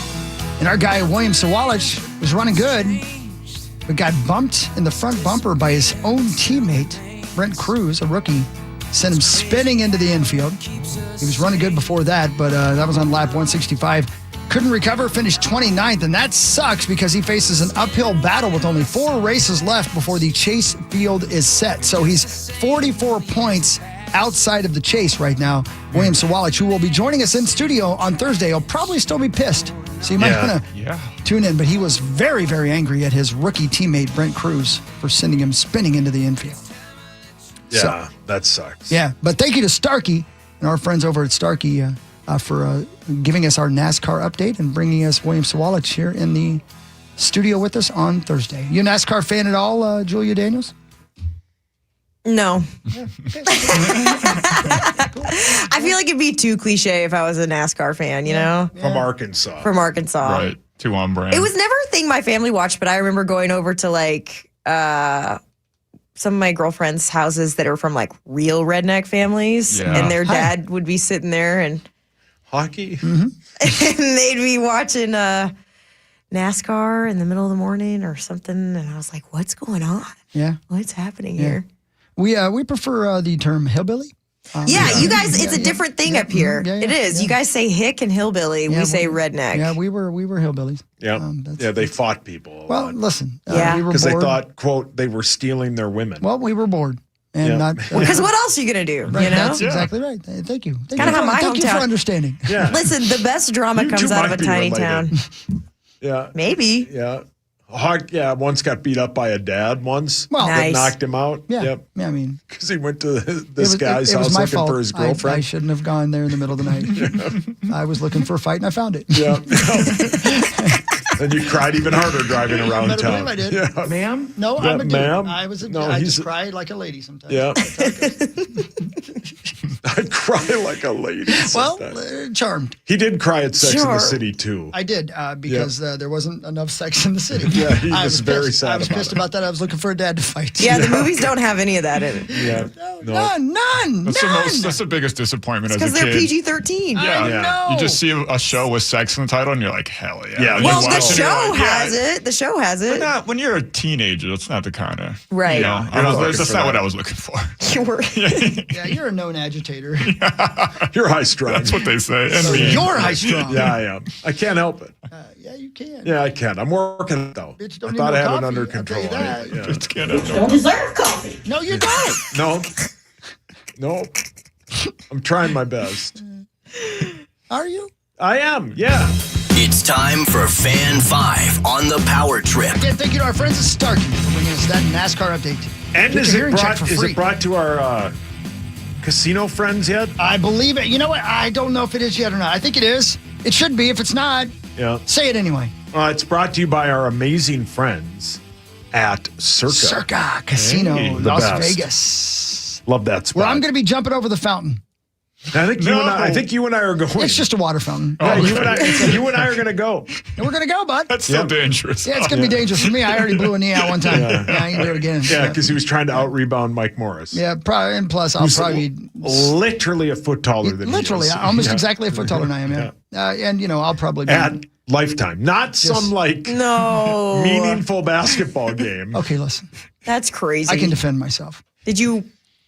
How did this go down? We were Star and I should say we're on the morning show together with Saucy and Corey, and we were playing basketball, doing stupid things, and he rebounded the ball, and I was taking it way too seriously. Yep. So I tried to jump to out rebound him, and when I landed, I heard my knee go. Oh no! Yep, and so I went in for my second of 4 ACL surgeries. Did you walk out of there? Yeah, crying like a lady though. Yeah. Like a lady. I was very dainty, like a lady. and but I was charmed. He's always dainty. Yep, and so I just ended up having the whole knee replaced. So I'm better now. Yeah. Wow. Yeah, thank you. Yeah. The Minnesota Twins took 2 of 3 from the Yankees after they beat them yesterday 6-1. That's the first series win in New York since 2014. Joe Ryan was fantastic. He went 7, scattered 3 hits, 1 walk, 9 strikeouts. The Yankees are 1-9 in their last 10. Oof. Joe Ryan is the first Twins pitcher to throw a 7+ inning shutout at Yankee Stadium since Johan Santana in 2005. Here's our boy Shelty. To come in here and, take nothing away from it, they're going to get healthy. This is a really good team. I mean, they got 2 monsters sitting over there that are coming back at some point, freed through a live BP today. But to be able to come in here with a young group and be able to get 2 or 3, really proud of our group. He deserves a lot of credit, and I'm not just saying that because he's on the show. He deserves a ton of credit because he's literally given a scrap heap of a bullpen, and they're 3 games under 500. And they're right there for the wild card as well. He deserves a ton of credit. He's also just such a fun guy. He's the best. He's a really cool dude. He's the best. He is just so much fun. I mean, the moment he walked in here, you knew this guy's one of us. Yeah. He's just a good great dude, man. Yeah. I always try to gauge when I'm meeting somebody like that because they always give us a sit down with them. I always want to gauge the sense of humor that they have. Right. Just get an idea. And when I sat down with him, this was January, and I was like, hi, I'm Julia, I'm with Care 11, whatever. And then I go, so, they're getting the cameras ready and the mics ready. And I go, nothing crazy. We're just going to, talk to you about you and your career so far, how excited you're going to be here. And maybe we'll sprinkle in something asking you about the political climate of the world right now. No biggie. And he's like, perfect. That's exactly what I've been waiting for the whole time. And I was like, okay, this guy's cool. Yeah, him and cool guy. Bill Guerin are great. Yes. They both just kind of get it. Finchy too. Yeah, So you don't like Finchy's KOC? good. I didn't Well, I realize love that. all of them, It but sound like it. I don't know what happened there. Yeah, KOC's great. Who's the head coach of the Wild Hawk? Billy Bob Thornton. Wow. Good for him. Billy Bob. Nice. Your Twins are 44 and 47. They battle the Guardians tomorrow at 6:40. It was a big shakeup down at Greg Casino. Huge I think I shakeup. would have seen that. Yeah, big shakeup. The MLB draft is on Saturday. Hawk, who's going to be the number 1 overall pick? This is very controversial. Are you just asking for my opinion? Yeah. Because it's very, very controversial. But I'm pretty sure Burt Ward. Happy birthday, Robin. Burt Ward. Isn't that Robin? Yeah, that's right. Yep, he was Robin in the TV Have you series seen Batman, and he's 81 years old, but he's a great player. Have you seen the bits on Instagram about how the original Batman series had to have had like a $20 budget? Oh, yeah. It's so It's so unserious. funny, And man. they're walking up the side of walls using ropes. Right. And it's obvious that they're just walking bent over. I just saw one the other day. They're like, Batman, how did you unscramble that lock in under 3 seconds? He's like, well, I have my bat scrambler in under 3 seconds device. It's like they weren't even trying. Have you also seen the bit that, in The Dark Knight when they rob that bank in the beginning? Yeah. And the Joker is wearing that mask? Yeah. That's an homage to the first time you see Cesar Romero's Joker. Really? Wow. He's wearing that mask at like a play, and Batman and Robin are up above because they know it's him. I did not know that till yesterday. Wow, that's really great. It's an homage to the original Joker. Wow. Yeah. You know what, dude? Thank you for not being so salty. Yeah. I'm trying. Well, don't piss me off. And those dudes were slaying. Oh, my God. Yeah. Didn't they say they showed up to an orgy as Batman and Robin one time? That's all they did. What? Yeah. And then Hawk, what was the show where the guy died? Oh, Touched by an Angel. Yep, Touched by an Angel. No, that one guy from like Hogan's Heroes died in like a sex orgy accident. What? Yeah. Yeah, they still don't know for sure if he was murdered or if it was an accident. But that's an interesting. They made a movie about that starring the guy from that one show. Greg Kinnear's in a movie about it. Yeah. Mm-hmm. Yeah. It's called Careful. Nashville. Nashville. You love that show. Yep. It's called Deliverance. No, it's not. The U.S. will battle Belgium tonight in the round of 16 in the World Cup at 7 p.m. Balogun will be available to play in the U.S.'s round against Belgium tonight because FIFA disciplinary. Jesus. Whoa. They didn't discipline. Don't diss nobody. No. Hit them up. How could they diss them? They basically got rid of the red card. Julia, we do this for a living. I know. Isn't it crazy? He will be able to play tonight, and he's their best player. After he dissed people? Yeah, Bolligan will be there. Yeah, Was it on a hot beat? Yeah, he went into Abbott's office and ripped. Were they in Detroit in a warehouse? Great pick. So yeah, he'll play tonight. Hell yeah, it'll be a lot of fun. I'm sure that FIFA got some calls from. Yeah, did the president call him? Yeah, Trumpster called him. Yeah, for sure. FIFA's super corrupt. They got 100%. They got a Venmo. They know. The check cleared. Right. Yeah, and they're like, yeah, you know what? That red card, we didn't see it. And so the U.S. being in it gives it. The second the USA's out of it, it'll drop off. And like the Nordics of the world chance. will watch it, but I think it'll drop off some, but I still think I think it's the sport itself is what's drawing people right now. I don't know. I mean, obviously, I think it's also the only thing on. Yeah, and it has been. It's exciting. So much fun. Yeah, like man, even people that it. watch it every time say this is one of the better tournaments. You know what? That's People ever are happened. allowing themselves to enjoy it. Yeah. And then we'll forget about it for 4 years. How dare you? 2 years. Women's World Cup's in 2 years. Portugal will battle Spain today at 2 p.m. So that'll be right on before hated rivalry. The U.S. Yeah. And who's your favorite Portugal player, Hawk? Probably Della Reese. Della Reese. Yeah. Who? Did you say heated rivalry? Yeah. Nice. He doesn't watch that show. Sure. From Harlem Nights. That's right. From Harlem Nights. Yeah, she's a great player. She changed careers. She plays on the men's Portugal team. She changed a lot of things. I guess it's 2026. Yeah, right, man. Wow. I didn't know her and Mahalia Jackson were on the same team. Is it her birthday? Well, it would have been if she wasn't dead. She's born 1931. You know, she's touched by an angel, literally. You can hear the game tonight on the fan. What game we talking about? The USA versus the Della Reese game. Yeah. Oh man, it's on tonight on KFAN. I'd watch the that. USA game. I mean, of course, listen to it on KFAN, but the Telemundo broadcasts are elite. Come on, that's how you gotta. If you're watching it on TV, that is how you gotta watch it, man. Those Spanish announcers. I'm not against strip joints. Okay, yeah, that's okay, Rose. Buddy. Yeah, I bet they have it on at the VU too. Yeah, we know Rose. We know Rose. Byron Buxton will be an all-star starter for the first time, and he is making his third overall appearance. Joe Ryan will also be on the team, and Vladimir Guerrero Jr. was named the all-star starter at first base, but he's declining and not going. Well, what are you going to do? Yeah, I'm with Julia, though. I think a lot of these all-star games are getting thrown out the window. Except for hockey. Hockey figured it out, but they kind of have a unique setup where they have all those different players from all around the world where it's more evenly matched. I know the NBA tried to do it, but it didn't really work. Hit the same because the league's not the same. Right. As and we know they don't care. NHLers. Yeah. NBA still has a pretty good grip on their all-star But the dunk contest just stinks. It was terrible. All the dunks have been dunked. And also, we're sitting there, we're like, who are these guys? It's What's happening? It's straight up buns, yeah. What more can you do, you know? Well, and there's no superstars. LeBron kind of ruined that. Yeah. If Ant did it, it'd be great. It'd be amazing. Yeah. Man, I can't wait for the Wolves season this year. Are you out of your mind? I can't wait.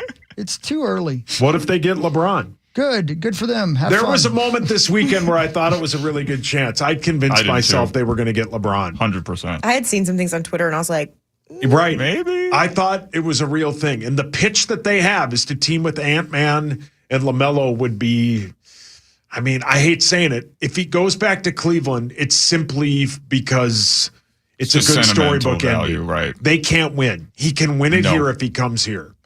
And we would treat him like a king. His jersey would be the number one selling jersey. We'd put it in the rafters before he even plays. It would, yes. It would be, I mean, I would bet 72 of their 82 games would be nationally televised. Yeah. They'd be on Christmas Day. They'd give him everything they could. Gavin would have a spot for him at every restaurant. He could just show up. We would love it here.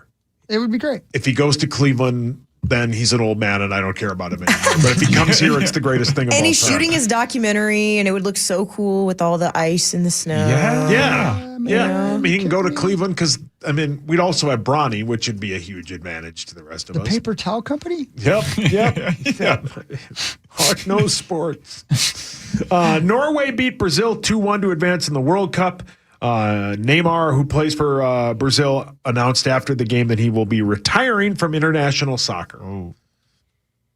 Well, see you It's later. time. He's England old. and then they beat Mexico last night 3-2. They will advance to the quarterfinals. That's the first loss by Mexico on in Mexico they've ever had. First time they've ever lost. It's nuts, man. Yep. The atmosphere there was absolutely That would be so insane. cool. It was a lot of fun to watch. Yeah. So that's sports. Nice job. You did it. Yep. And then I've got some Vikings news for us. Excellent. I have a couple of things as well. Yep. Look at us. Because it's getting closer every moment. Can't wait. Yeah, we Me are. so horny. I know, Rosie, you like football. We all like football. We report on what, the 27th? 8th? 20 days from today, the 20 rookies days from report. today. Lucky. Here Which we go. means the rest of them, and then they can't hide the quarterback competition anymore. That's going to be one of the most talked about things in the NFL. It already is. Yeah. It already is. Yeah. And you know who won't leave it alone is Julia Daniels. Yeah, you got to leave it She alone. won't leave it alone. She loves it. Yeah, you got to slow down here. Sorry. Pirate Ship Morning Show will be back with Vikings news and more right after this on The Fan. The Fan. From the 1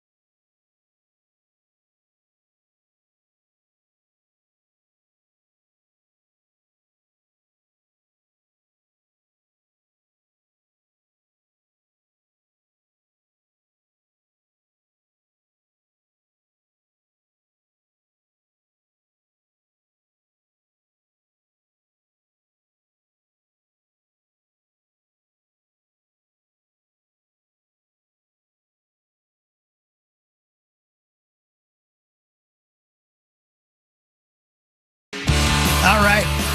Welcome right back. Here we are. Lots going on in the whole wide world. The World Cup is proving to be a ratings bonanza for TV executives. According to Nielsen, more than 43 million people watched on Fox and Telemundo as the U.S. beat Bosnia in the round of 32 last week. Group play matches also drew big viewership numbers, with 72 matches averaging 5.1 million fans on Fox, FS1, and Tubi. That's a 92% jump from the 2022 World Cup. There you go. People digging it. Yeah, they are, man. Good for them. Yeah, and they're digging Vikings news. Time for Vikings news on the Power Trip, presented by Radco. Your truck accessories. We thank you, Radco. And now here's this. Go ahead, Sal. Well, my bit was, hold on here, I have it right here. Oh, one of us. The rookies will report to camp 20 days from today. You mentioned it, in like 9 days, the Patriots will be at camp. The Hall of Fame game is under a month from today. So, as everybody likes to kind of point out, this is the last month without football till like March. Yeah.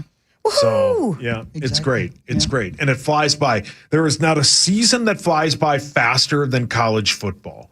College football flies by. Agreed. It starts, and then all of a sudden you're like, how's it week 8 already? Yeah. And then by the time you get to, I mean, it only goes from September to Thanksgiving, technically. And then Not if you're an Alabama fan like me. Yeah. Good point. Yeah. Yeah. Good you, point. Yeah. Did you, memory serve, did you work at Alabama? Is that right? I went to school there. Yeah, you went to school there, right? But did you do I did some recruiting. Okay, got it. For the football team. Got it, yeah. And I also interned SEC on CBS, so a lot of football coverage. And while you were there, I'm guessing they won 2 or 3 world championships? We won one while I was there, and then they won one. Yeah.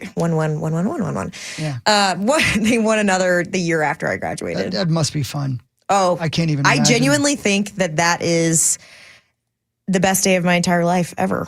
Yeah. Was when we won. It was the second and 23 Tua. They switched quarterbacks at half between Jalen Hurts and Tua. Oh, yeah. Yeah.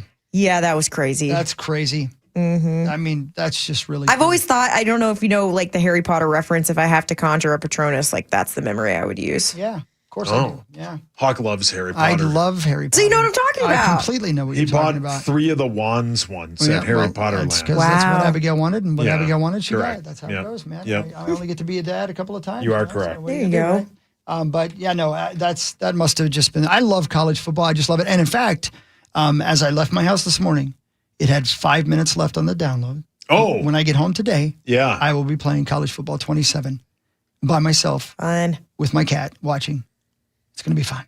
So are you going to create a player bit? Are you going to be like the head coach bit? How are you going to attack I will this? create a player. Yeah. And go to Iowa State. Do you still have your Iowa State hat? Who recruits me. Yeah. I still have my Iowa State. On college football 26, Julia, I was a highly recruited linebacker, and I chose Iowa State because they allowed me to start right away, and we won a national championship in my rookie year at the. Wow. And they'd never won one at Iowa State, and I get way too involved, and then it gets to be. He bought a hat.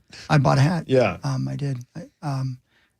And I became a real fan of that school for just a smidge, and then I realized that it was a video game. You have to tell my coworker Will Hall. Yeah, he's went to Iowa State, big Clones fan. Yeah, right. Well, we'll see Hawk if they dominated at Iowa State. They'll see if they recruit me again. In the new version of the game. I'm excited about playing it. I can't wait to see the updates if there are any. And I like playing video games for about 2 weeks, and then I get bored with it. That game, that's valid. I'll buy it as soon as I'll buy it. There's not a video game that gets old quicker than that one. Yeah. But really? for like 2 weeks, you're like, this is the best. I love it. And then you realize like, oh. And that's where they're like, again? did you want to go to this party tonight? Yeah, or did you want to go to bed? Yeah. Right. I always choose the Hawk is like a 3-star. I always choose 5-star recruit. Yeah, no, I like to work for it. I just like to show up. Yeah, no, I like to be the underachiever who does well. You know, I think. Yeah. What teams do you play for? I think it was Notre Dame. All of them. Yeah, I think it. Yeah. Yeah, and it was my son's name, and he was the quarterback, and he set like every record at Notre Dame. Nice. Yeah, because you played on easy, and you just sling the football. Yeah, I might. Who else have you played for, Hawk? That's the only team I played for. Were you the Gophers one year? Well, yeah. I mean, that was a long time ago. That was in the previous versions. But you know, I once I make a decision, I stick to it. NIL does nothing for me, and I know that the NIL is involved in this new version of the video game. And I know that they're going to be trying to lure me with big cash and big other things, but I'm not going to fall for it because once I make a choice, I stick to it. We have just the coach for you, Davo Swinney. That's it. He would love to hear that. You think he'd like to hear from me? Yeah. Yeah, we'll see if he recruits me. I mean, he might not think I'm worth a damn. We'll see. That could also be a thing. That could be a thing. That could be a thing. It's so fun, though. It's fun for about 2 weeks. It is until, like I always say, every time I play these video games, whether it be Madden or even MLB, which I think maybe the MLB games are the best at this. It is. And you've talked to me about this. But the easy is too easy and the medium is too hard. It's too There's hard. no in between. No. Easy gets boring because it's too easy, and medium is impossible for me to play. I'm too old. The dynamic setting on MLB The Show is the best thing video games has ever done. Yeah. It gets harder as you get better at it. Mm-hmm. And if it gets too hard, it dials it back. Every sports video game should have that. Yeah. Because as agreed. Hawk says, if you put it on medium, it's too hard. You can't do it. You can't do it. You can't win. Yeah, you can't win and you lose all. Yeah, it's not fun. Yeah, I don't want logic playing it. I don't want people telling me that Iowa State isn't a real national championship contender. I mean, this is your world. Yeah, in you my own world, the game. I'm 6'6" and I weigh 300 pounds, Yeah. and I run a 4.40. Yeah. Come on, Yeah, man. back up. Real Vikings news comes from an article out of the New York Times today. Oh, sweet. The Athletic, New York Times. Blah, blah. They focused on one spot, not just player, spot for each team heading into camp that you should keep an eye on. And Alec Lewis wrote that one player for your Minnesota Vikings is Jawan Jennings. Ooh, the wide receiver. Yes, arrived, I should say, this is what he says. Head coach Kevin O'Connell arrived in 2022. And the best number 3 receiver he's had since then, it's a fascinating question. Perhaps that was KJ Osborne. I miss KJ. Yeah, great dude. Receiver Brandon Powell played a solid role in 2023. The Vikings also have had Trent Sherfield and Jalen Naylor. Jalen's a great guy too. Speedy. Jennings is an entirely different level of talent. The Vikings will pair him with Justin Jefferson and Jordan Addison. His skill set adds a rugged receiving option who can dictate it in a certain personnel group on defenses, 2 defenses, I should say. Jennings should help run the game. Now, you know what? If I'm going to read from Alec, I should actually read like I'm from here, not from Indiana. Let me say that again. Jennings should help the run game as well. He adds a fascinating new wrinkle to Minnesota's offense. So that's the player to watch for your Minnesota Vikings, according to Alec Lewis. Your thoughts, Julia Daniels? Yeah, I mean, obviously it's a different type of receiver than what you had in Speedy because he's not as fast, but he's just more physical. And I like that, especially paired up with Justin Jefferson because Justin Jefferson's such a physical receiver too. And I'm excited. I think he's also a great personality added to that receiver room too. Not that Speedy wasn't. He was also a great guy. He's quite a guy. But just seeing Jawan is just like a spark plug out when they're on the field together. And he's a fun guy to listen to talk and also to just see out there. So I'm excited. I think a lot of some of the best stuff that I've seen when I was out there for OTAs, really great catches from him. So, and I was, thinking about him looking more like a tight end for us as well, and the things we'll be doing with him. So that should be good. Something else I noticed in this article, though, Saucy Saucerson, when they talked about the Detroit Lions, the one position to watch was their new offensive coordinator. And I was like, well, that's odd. And then for the Green Bay Packers, their one position to watch was the defensive coordinator. And then I looked at the names and I was like, well, some bitch, I know both those people. Did you know the Detroit Lions offense coordinator is Drew Petzing? I did not. Yeah. Now, of course, Drew Petzing, I should say, was with the Vikings for a long time. From 2014 to 2019, offensive assistant wide receivers coach, assistant quarterbacks coach, and then wide receivers coach. Drew Petzing was one of us for a long time. Now he's the offensive coordinator for the Detroit Lions. And then for the Packers, their position to watch was their defensive coordinator, Jonathan Gannon. How about that? Jonathan The Gannon, former Arizona and Viking. He was here, right? He was assistant defensive backs coach for us here in 2014 to 2017. So we have ties to both the offensive coordinator for one squad and the defensive coordinator for another squad. Yeah, that defensive coordinator job for the Packers gets a whole lot easier once Micah Parsons comes back. No doubt. And if Micah Parsons didn't get hurt, they are probably a Super Bowl team. They might have been. That's how good he is. He won't be back for our game. I don't think he'll be back. I think he's going to miss half the season. Yeah. I think it's what somebody has That's said. what somebody At was least telling 8 me. games. Yeah. Yeah. That's that sucks for them because he's such a good for huge us. piece. Sucks for them. Yeah. Yeah, that first game's here, right? First game is here. That's exactly right. And by the way, going back to Petzing for a moment, I was just thinking, this popped into my brain. He was our quarterback's offensive coordinator last year. He was in Arizona. Oh, was he really? Yeah. Yeah, for the last 2 years, 23 and 24. And so I from 2023 to 2025, he was the offensive coordinator in Arizona with our new quarterback. That's an interesting hire. Small world. Yeah, because how about that? they didn't, there wasn't a lot of great performance there. No, there was not. No. But their offensive coordinator last year, I think, was really bad for Detroit. They're a team that they lost. I think at this time last year, they'd lost like half their offensive line. They just didn't really have it. And then they've been decimated by injuries the past couple of seasons. So, but they are with Jahmyr Gibbs. They're always a team that can be good. He's such a good player. Yeah. So there you go. That's my Vikings news. Yeah, Told you I that's had good. something. Yeah, We did it. Very well done. There's also an article on ProFootballTalk.com about the fact that Kevin O'Connell was the college roommate of the New York Jets general manager. Wow. I don't know how you say his last name. Moogie? Darren, Mougey. My apologies. I will be Moogie.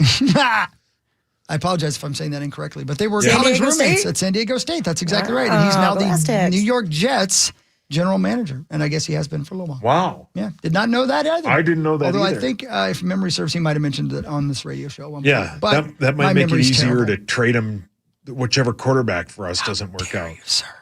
I would guess that's what happens, don't you think? If there's an injury, I'm going to tell you, bro. to one of these guys, they like not our guy, but like if there's a major injury, and a month and a half from now, KOC comes out and says, "Hey, we're naming JJ McCarthy as our starter. He's going to get all the first team reps." Yeah. If you're a guy like Kyle Murphy and you need to play this year to get paid, you would probably demand a trade. And if there was an injury, you could probably get a decent amount, especially a team that thinks they can compete.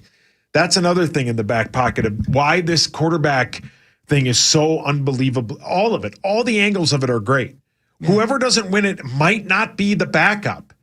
It's going to be Carson Wentz. I'm going to tell you, man, you could be right, but I just don't think you can have enough healthy, good quarterbacks on your squad right now. Yeah. You know, You're a Vikings fan, so that would. Yeah, you know, I don't trade That away tracks. any quarterbacks because then you end up with, you know, but You guys have been through the ringer in that sense, too. It's for like, years. But this is a bad example. I don't want this to happen. But let's say somebody like Jalen Hurts gets hurt and that we have Kyler Murphy. That might be something. Somebody. It's a bit. Oh, okay, Sorry. okay. Yeah. But thank you for noticing what that. if they're like, hey, we'll give you a second round pick for him? I think you do it in a second, right? I think I mean that's but that's that. Right. I just think that like I feel you. Whoever doesn't win the battle, I don't think is going to be a great backup. I could see that. I just don't think it's going to work out. Both of these guys think they can start. I don't think whoever loses the job isn't going to go quietly, I think is my point. Which makes it fascinating. I can't wait for it all to happen. I can't wait, man. Yeah. I mean, this could be a really great thing. I mean, I am a well-known glass half full kind of guy. Yeah. But I really think Kyler's going to be great for us. So do I. I think he's going to scramble like crazy. It's going to open up things for JJ to get deep and be wide open for touchdowns. And that makes Jordan Addison a stud. And then we're in the Super Bowl, and I'm having a ring on my hand. I can't believe it. And it's great. Well, and I just also, I don't know, maybe I shouldn't say this or not, but I think should that be the case, Kyler Murray wins the starting job, it wouldn't be bad for J.J. McCarthy to get a fresh start somewhere else. I think that, and they have a perfect excuse. The GM has no tie to him. Right. He didn't pick him. Somebody will come calling, right? Yeah. Like you just see it. Once these rosters start to be set and some of these guys realize this isn't hello? Hi, is JJ there? Yeah, hold on. Okay.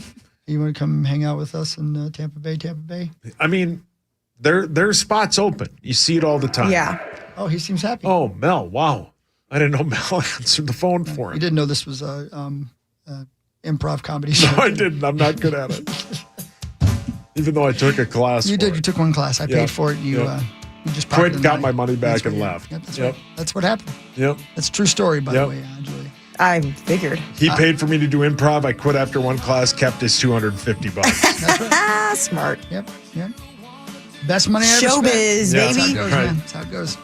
All right, so there's your, that was the 7 o'clock hour. It's officially 8 a.m. right now, so we'll be back with the 8 o'clock hour. So much to get to with Julia Daniels et al. Power Trip Morris on the Fan. The Fan. From the 1-800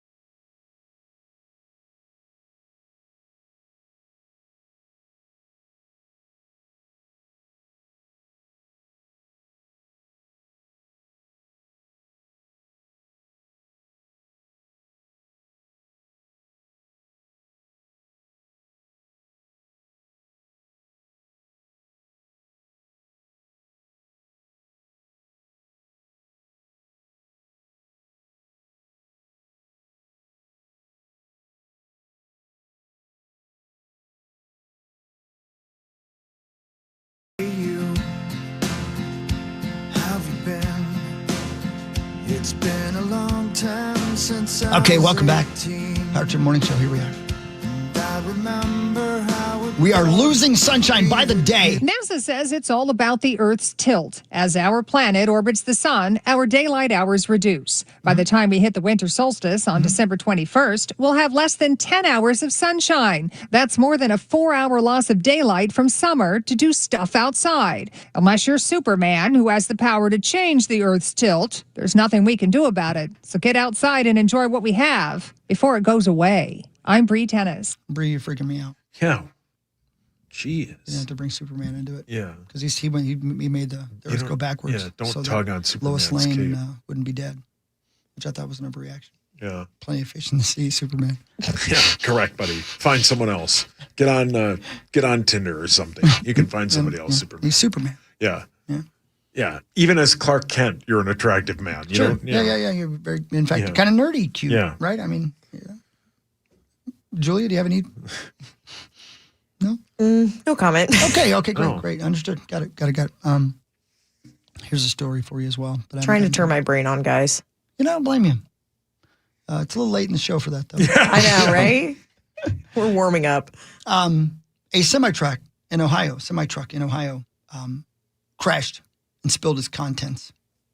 Ohio's BST&G Fire District said it was dispatched last week after a big rig spilled the hot sauce onto Interstate 71.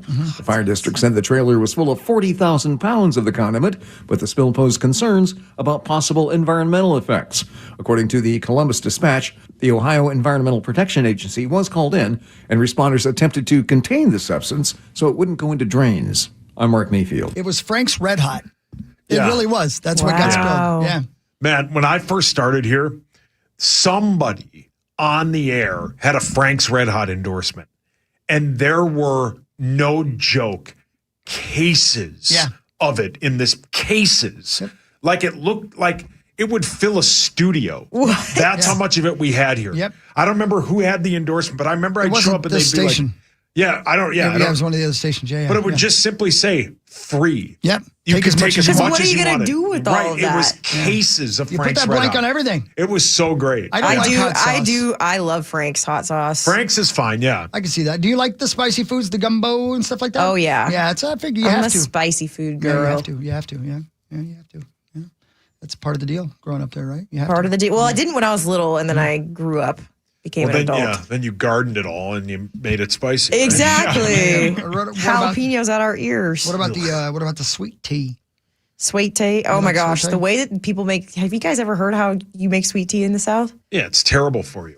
Yeah. It's you make the Lipton iced tea, and then you put like 4 cups of sugar in it. Yeah. Oh, yeah. Of course, obviously. Yeah. I used to, when I worked at a sports bar in college, if I opened, you'd have to make the big sweet tea container. And it was, I'm not kidding. You fill it with, you get the giant tea bags, you put 2 of them in there with the giant filter. Okay. And then you put like 4 pitchers, pitchers that you use to fill up the water glasses. And then there's a giant bucket of sugar. That's right. And you do 2 pitchers of sugar.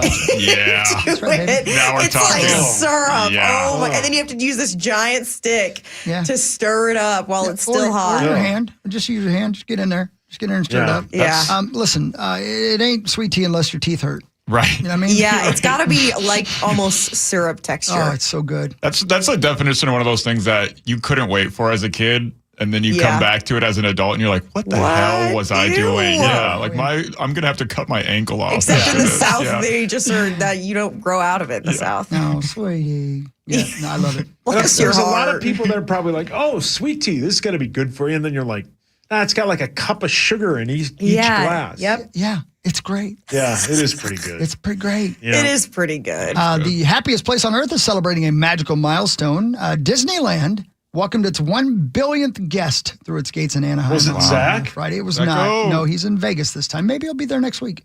A boy from I'm sorry, I can't help myself. A boy from Arizona and his family were surprised at the entrance with being selected as the honorary 1 billionth guest.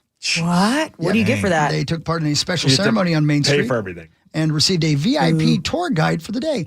The milestone comes just days before Disneyland celebrates its 71st anniversary on July 17th. I hope they got fast passes. I hope so. I've never been.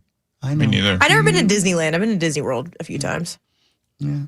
Sauce was too high strung. Too high strung Could and not be mean. trusted. Too mean. Too mean for Mickey. That was it. They literally sent a summons Yep, I to couldn't his go. house and said, don't bring that mean little bastard here. Yep. That's what he said. They called you a mean little bastard. That's- yeah. Mickey Mouse. Yeah, he called me a mean bastard. Yeah, it's the first time Mickey Mouse Yeah. ever cussed. Yep. Made kids cry. Yep. Made children First cry. time he everywhere. ever spoke in costume. Yep. Yep. You mean bastard. That's audio. That's actual audio. Whoa. Yeah, that's what happens.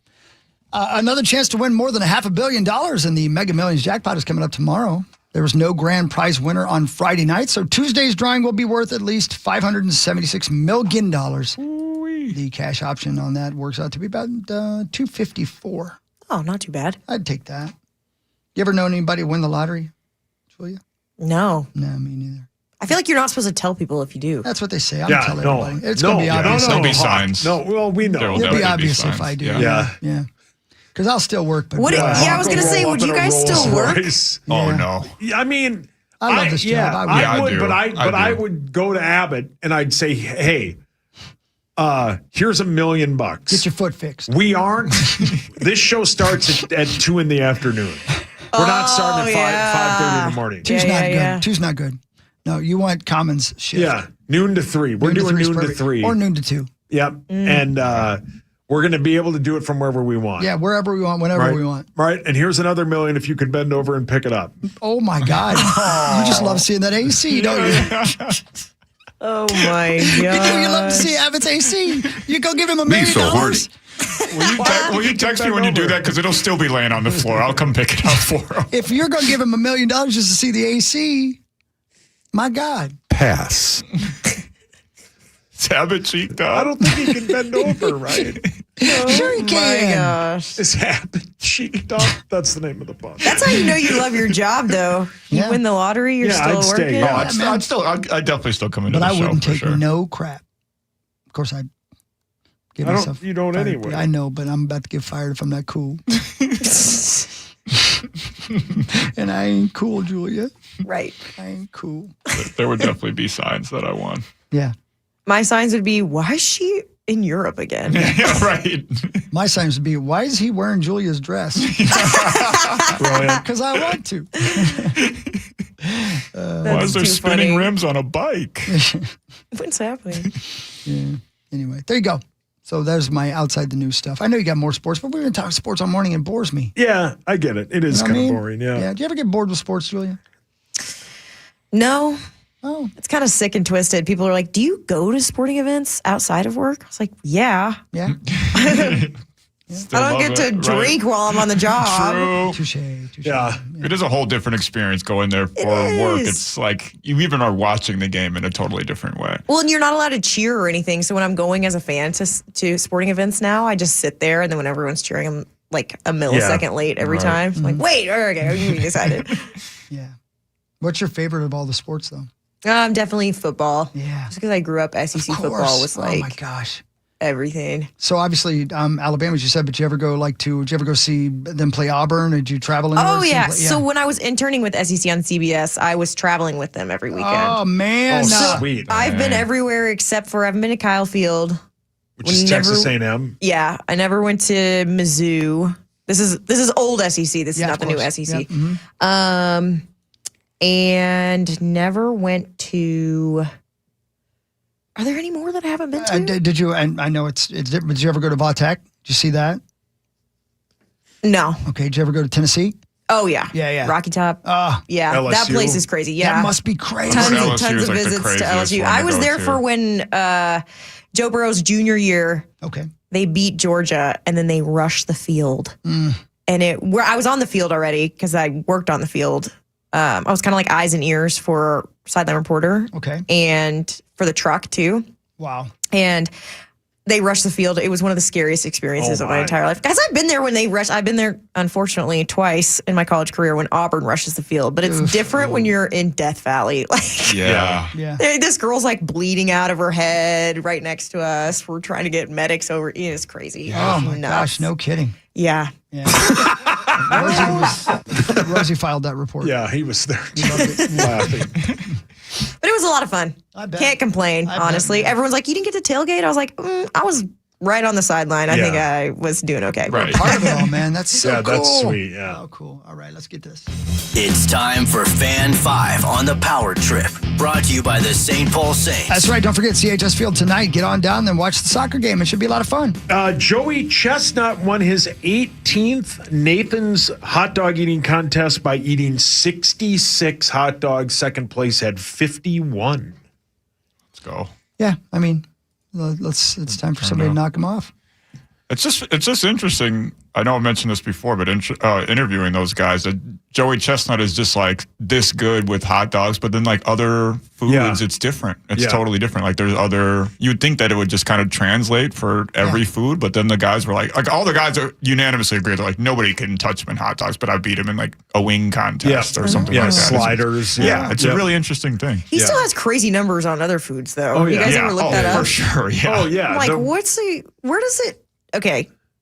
Kind of Like we gross. said, the guy Do they just that throw drank- it up afterwards? I don't think you can. No. You can't have a reversal or it doesn't count. Yeah, but I think like if you left and went, okay, see you guys later, and then you just tossed it. Yeah, that's what I'm talking about. Yeah, I think you probably do Is that what's happening? I think you probably do that. Yeah, I would guess. I would guess, because man, you can't carry that around. Go to the hospital, get your stomach pumped? Oh, that's so many hot dogs. Frodo. Yeah. The Twins took 2 of 3 from the Yankees. They beat them 6-1 yesterday. It's the first series win since 2014. Joe Ryan was great. Went 7, scattered 3 hits, 1 walk, 9 strikeouts. He's the first Twins pitcher to throw a 7+ shutouts innings at Yankee Stadium since 2005 when Johan Santana did it. You got that right, man. Then he was traded like a year later to the Mets. Your Twins are 44-47. They battle the Guardians tomorrow at 6:40. The Guardians. Let's go. Isn't it the All-Star game this weekend? A week from tomorrow, yeah. And Byron Buxton he will start, although he left yesterday's game. I'll see you later. With that hip injury that he re-injured, so who knows how that'll go. Yeah. Joe Ryan will also be on the team, and then Vladdy Jr. is declining to go to the All-Star game despite being named the American League's starting first baseman. A lot of people say it's back injury, but I think he might just want the week-long break. Can't blame him. Nope. And the All-Star game will be in Philly. Ooh. So somebody will get shot. Wow. Yeah, for sure. I've never been. You've never been to Philly? How about that one? No, Really? I've never been. No. I've never been east of Ohio. How about that one time? You've been to Florida. Bonus was talking about that when he was in an Uber and it got like caught in a high-speed chase. Yeah. And then Zacho found the traffic We actually video. watched it. Yeah. Because it ended up hitting another car or something like that. Yeah. Yeah. Oh, my God. Yeah, it was like 2 weeks ago. That was Yeah. cool. What? It was pretty cool. It's pretty cool. Norway beat Brazil 2-1 to advance to the World Cup. Hoorah! Brazil is now out. And then Neymar said after that he is retiring from international soccer. Oh, man. Oh, Neymar. The U.S. will battle Belgium Garcia tonight, and they Parra? will have ball again tonight. They're having ball again tonight? Yep. Wow. He will Not be again. available because the red card was rescinded. Oh, my. Oh. Yeah, FIFA definitely got a burlap Okay, but it sack was full a of terrible cash. red card. Yeah, so this is their way that they needed to make up for it's this. the right decision. Yes. You know, But as the- everybody's saying, corruption is terrible unless it benefits you. Right. Amen. Yeah. But it was a terrible call It to was a begin terrible with. call. 35 million people aren't going to watch if the U.S. isn't in it. Right. I know people. I know soccer. Yeah. It's a fun sport. We all love it. But if USA is Not the in it, beautiful more game. people watch it. Yeah. They know that. And he's been their star player throughout this Yes. tournament. And USA is probably buns without him. USA. Yeah. But that is He scored in tonight every game he's played. at 7 o'clock. And then right before that, Portugal will battle Spain at 2 p.m. I think the U.S. gets the winner of that. If they beat Belgium, it'd be Bring 'em Spain on. or Portugal. Yeah, bring 'em we on, want right on. Bring them on. That's what we want. Yeah. So that'll be great. Let's You ain't see lying. here. England beat Mexico last night 3-2. England will advance to the quarterfinals as well. So you admit it. Yep. And Vikings rookies report to camp 20 days from today. That'll be great. And then almost every NBA free agent and trade will be completed today at 11:01 unless there's some more pieces to it. Like I don't expect the Ball trade to be completed today, even though it is a done deal. There's other pieces around it that need to be finalized. Yep.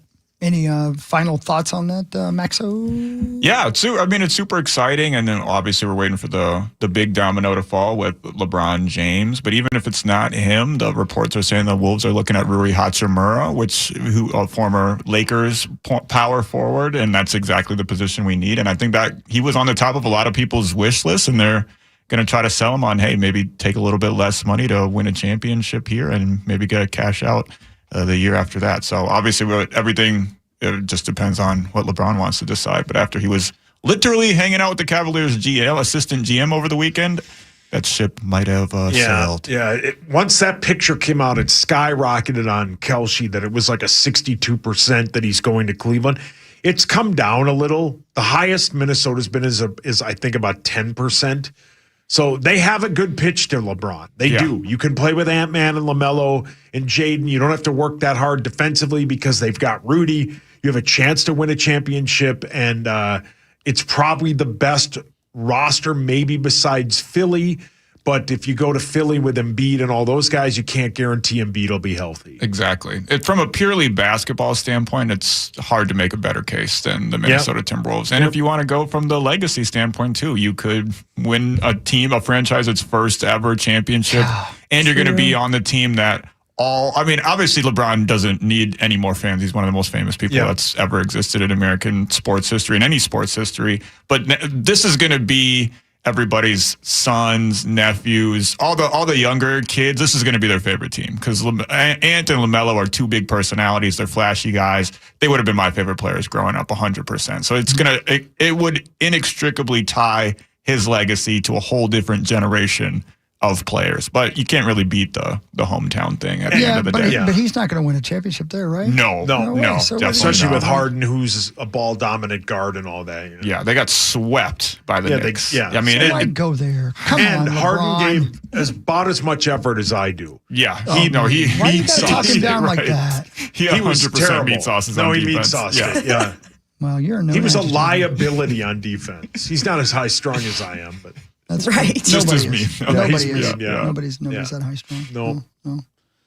That's about all the Okay, sports good. Well, we'll come back and wrap things up with one more segment where we talk finally about this AI documentary that I watched last night. I want to tell you guys I can't wait. It's terrifying and fascinating at the same time. So we'll tell you about that and more. Power Trip More Show, one more segment on the Fan. The Fan.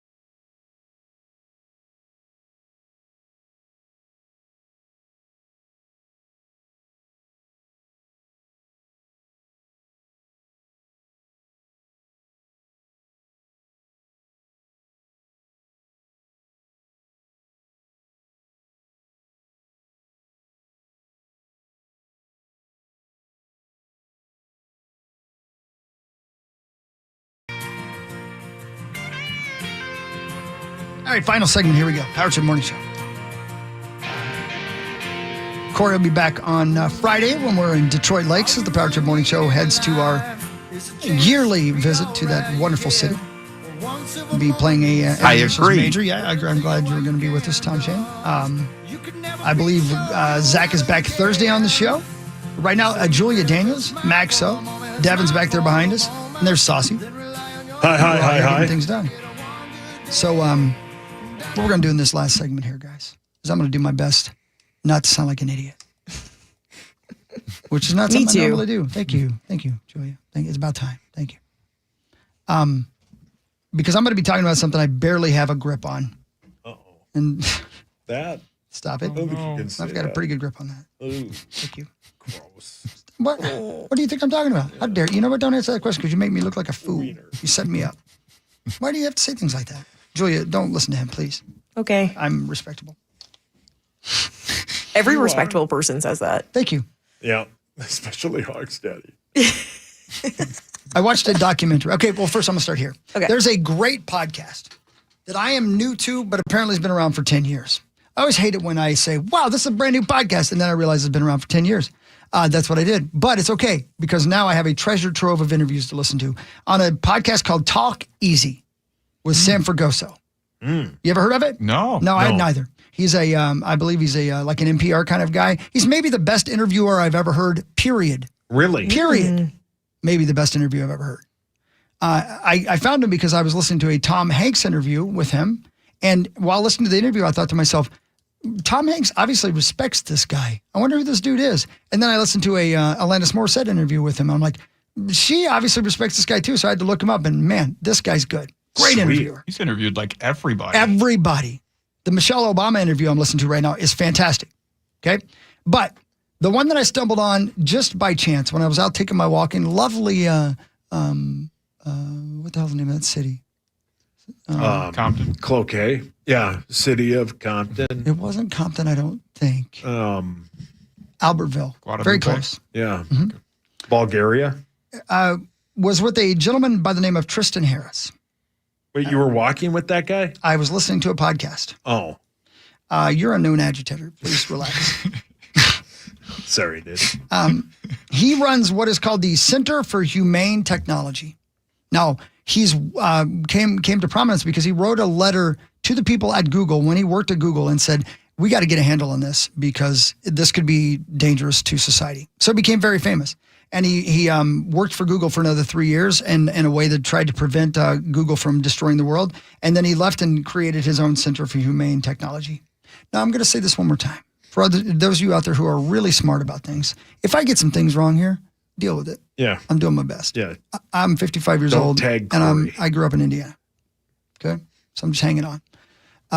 But that's sad. No, I don't mean it that way. That's true too. Just hanging on. Is this a cry for help? Are you okay? Yeah, do you need help? It might not matter. Were after you hear what I'm inhumane about to say yourself this weekend? I'm going to be here when I get home. Listen, Your mic's on. Everybody be cool. He talks about this documentary. He says it's very important. I'd like everybody to watch it, he says in this interview. And this interview is fascinating because I don't know much about AI, but I know enough to be concerned about it, right? But I also use it, right? So what are you going to do? The AI Doc is the name of this documentary. The AI Doc. You can buy it anywhere. It's just I bought it last night for $5.99 on I believe I watched it on Apple TV, and it's specifically about this gentleman who is about to have a baby with his beloved wife, and he starts hearing some terrible things about AI, artificial intelligence. So he says, "I'm going to make a documentary." He's a documentarian, and he decides he's going to make a documentary about AI. And it's fascinating. It's very well done, as you can well imagine, because it starts with the doomsayers about AI. And then the second half is about the people who think it's going to be great. And the third part is about a little bit of both and what we can do. So I'm fascinated by the whole thing. And I would encourage everybody out there to watch it because you will be so well informed when you're done. You may want to jump off a cliff. You may want to celebrate. You may still be more confused, but you're going to be educated, and that's important. So here's what I found out. You guys tell me if you're bored. Stop me at any point. I'm doing my best, okay? It's free on Peacock. I should have watched it on Peacock then. Son of a bitch. If you want to watch. The trailer looks fascinating. It is fascinating. here are some things I learned. Here's some negative things, okay? The first half. Are you ready? Tell me if you're bored, please. I don't want to bore anybody, but I think it's fascinating. Here's how AI works, artificial intelligence, by recognizing patterns. That's it. Patterns in everything. There's a pattern in everything in existence. The way you talk, the way a sentence is structured. Obviously in math, there's patterns in everything. And the way AI gets smarter is by going through millions and millions and millions of simulations of things and seeing the patterns and things and recognize those. And you recognize the patterns and things, you can do anything. So it's learning to speak. It learned to speak because it ran simulations of sentences millions of times and realized this is the correct way to run a sentence. That's how it learns.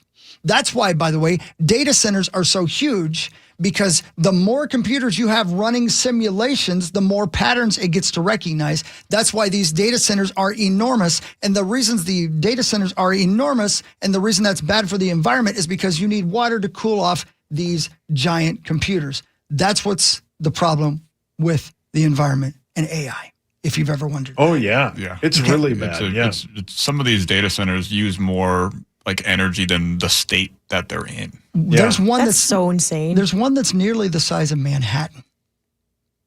It's absurd. Right. Yeah. Okay. Jeez, it's over real bad. Right. Well, in small town America, I mean, that's what they're kind of targeting for these. Is Of what I've course, yeah. seen Yeah. is There's community places that need jobs, Right. and then they're going in and Yeah, it's like when Amazon is everywhere in some of these small markets and countries, cities, states, because they know that these people need jobs and they have all this land. Yeah. And there's like lots of battles going on between like little city in Elk River councils. and every city near us because again, more computers means more work time, which means more pattern analysis, which means artificial intelligence gets faster. Mm-hmm.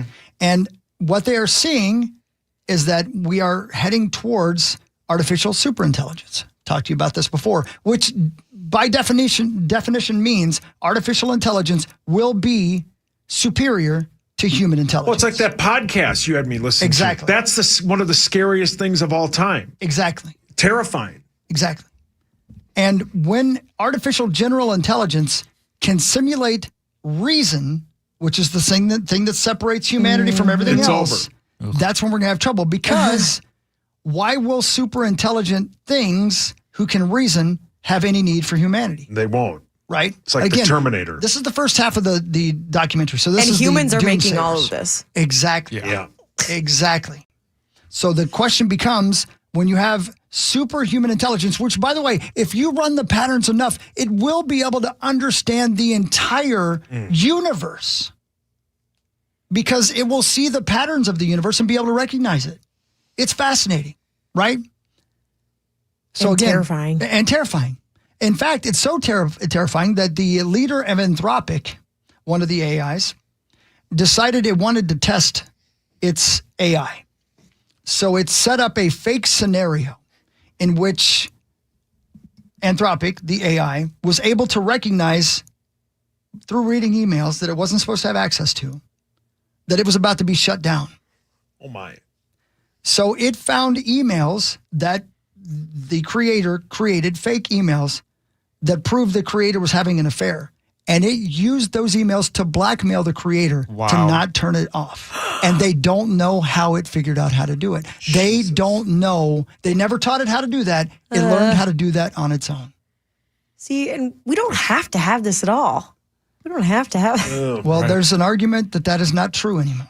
Well, I'll tell you about that momentarily. Did they talk about Hawk? I know I read a story one time too, that a similar thing where I think it was Google or some company that was investing in AI, and it learned its own language. It created its own language where it could talk without us understanding. Exactly. And so they basically just had to kill it. Yeah. Exactly. Right. And by the way, that's so creepy to me. I hate that. And by the way, Julia, the whole point of this documentary is we have about a year and a half left before it attains this super intelligence. And once it does, if there are no parameters to it, we're in trouble. Yeah. But again, I'm telling you the negative side. I'll give you some positive stuff in a moment. I was going to say, what's I promise the you point? I am. I know. I promise you I'm going to give you some positive stuff in a moment.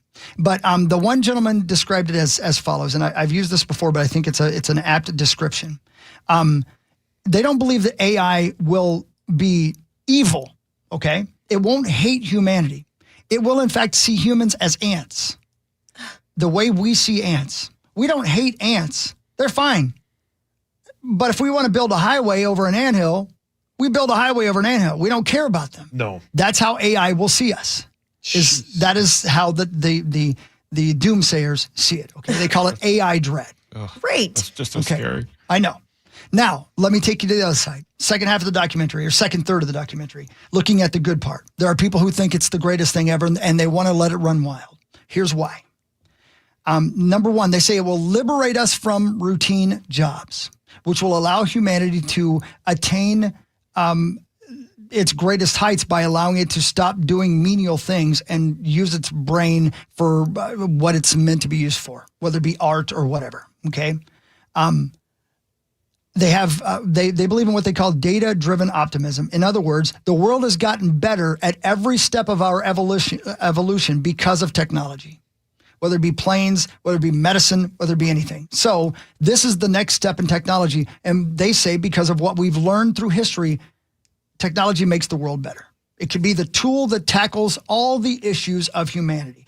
For instance, protein folding is now possible, something that was never possible before now and can treat diseases. Yeah. Right?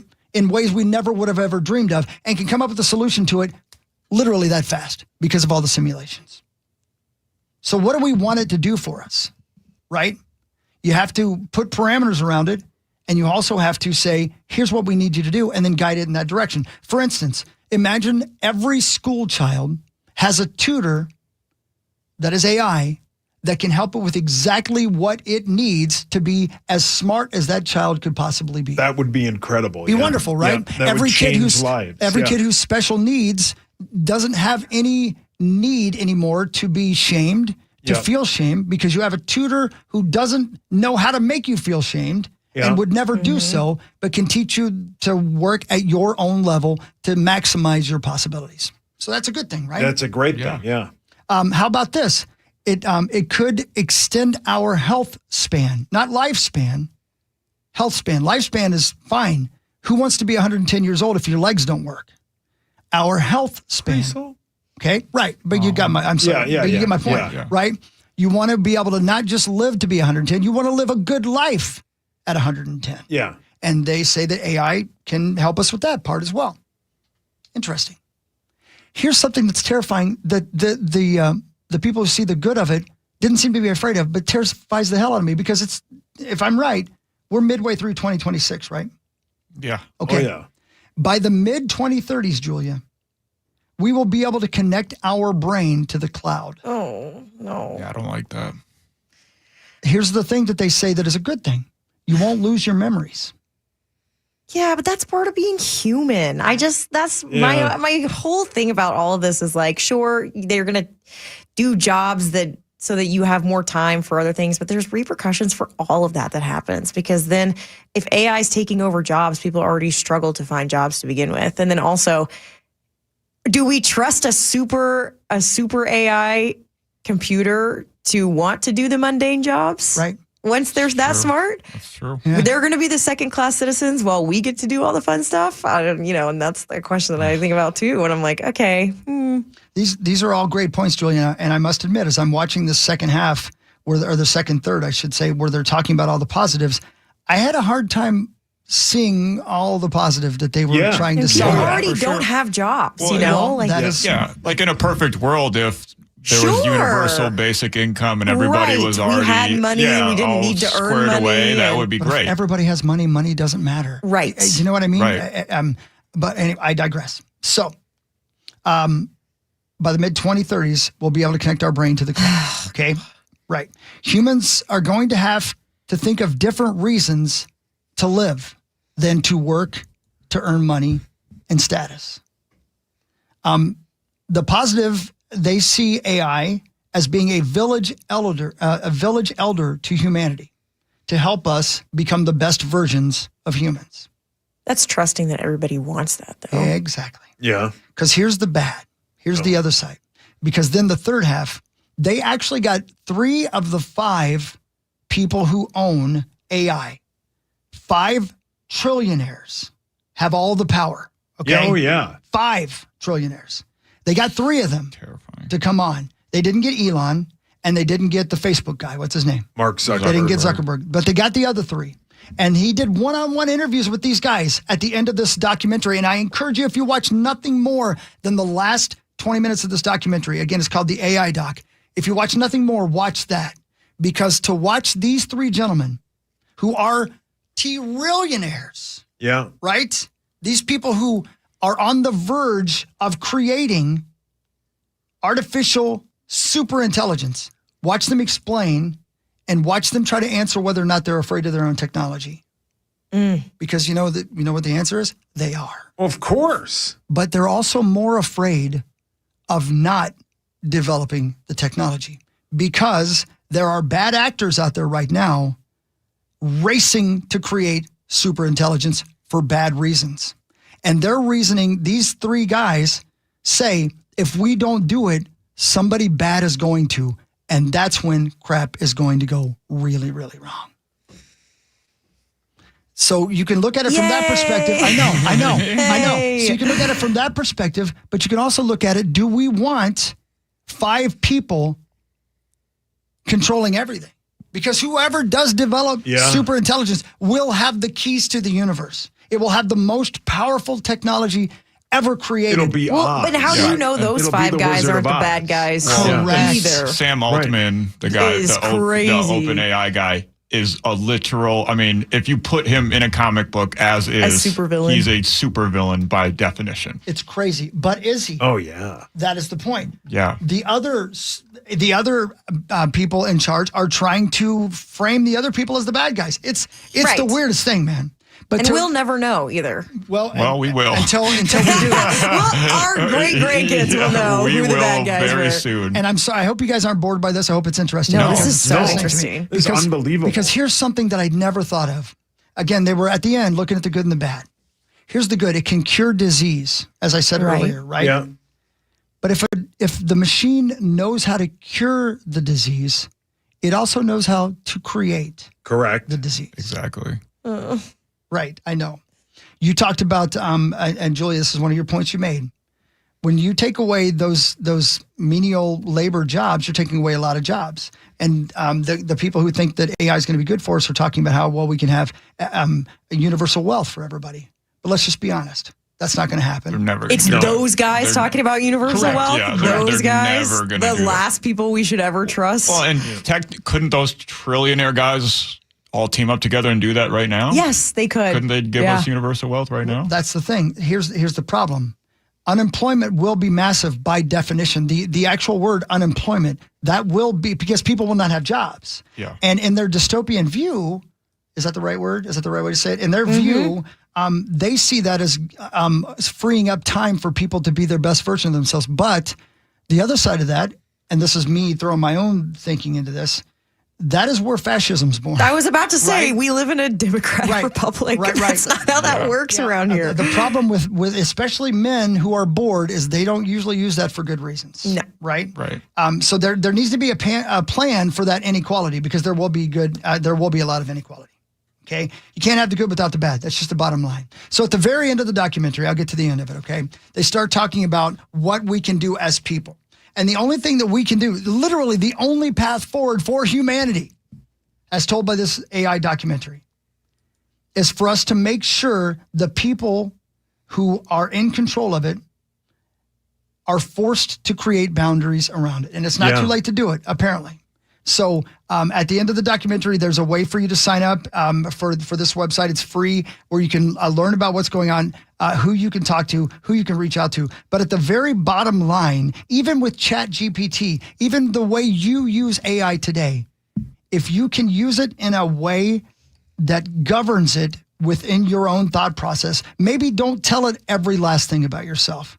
Maybe don't give it access to every last part of you. And maybe also put your phone down from time to time and just be human and talk to people. If we can save humanity, and by that I mean not saving the globe, I mean the human part of us, then maybe we can continue to be human and fight back against what we are creating that might destroy us. Well, and that's a key part of it, Hawk, is that so many of us have just willingly gave up a lot of our humanity to AI already, just so willingly, you know, like or critical thinking skills. Yeah. Right. I mean, talk to any teacher right now. Yeah. It's like it's an epidemic kind of with kids the, are now, with the youth. it's like the first generation that's actually dumber than everyone was getting smarter. And now, But like you said, we're forced now to like, what is humanity when we're not all tasked with these menial things all the time, when we're not just working our whole lives away? What does humanity What do you mean do? to each Because individual? there's nothing more destructive than boredom. There's just not. There's nothing. Listen, I'm going to get the country wrong, but there are countries doing things right now that are the right thing. Like there's a country, and it might have been Sweden, it might have been, heck, I don't even know. I can't remember. One of the countries, their internet, their social media turns off at 10 o'clock at night. Yeah. And turns back on at 6 a.m. in the morning. I think England just passed the 16 plus it is for social media. and doesn't Australia have There something? are ways to limit it while we still can. Correct. And we have to put pressure on our own government to do it. And I know we can't put pressure on China's government. That's the other thing that scares the hell out of you. Understanding that some of these negative actors, as they call it, may be whole countries. And we have to deal with that. That's fine. But the only thing we can do is retain our humanity and put parameters around it that makes it important that we still exist.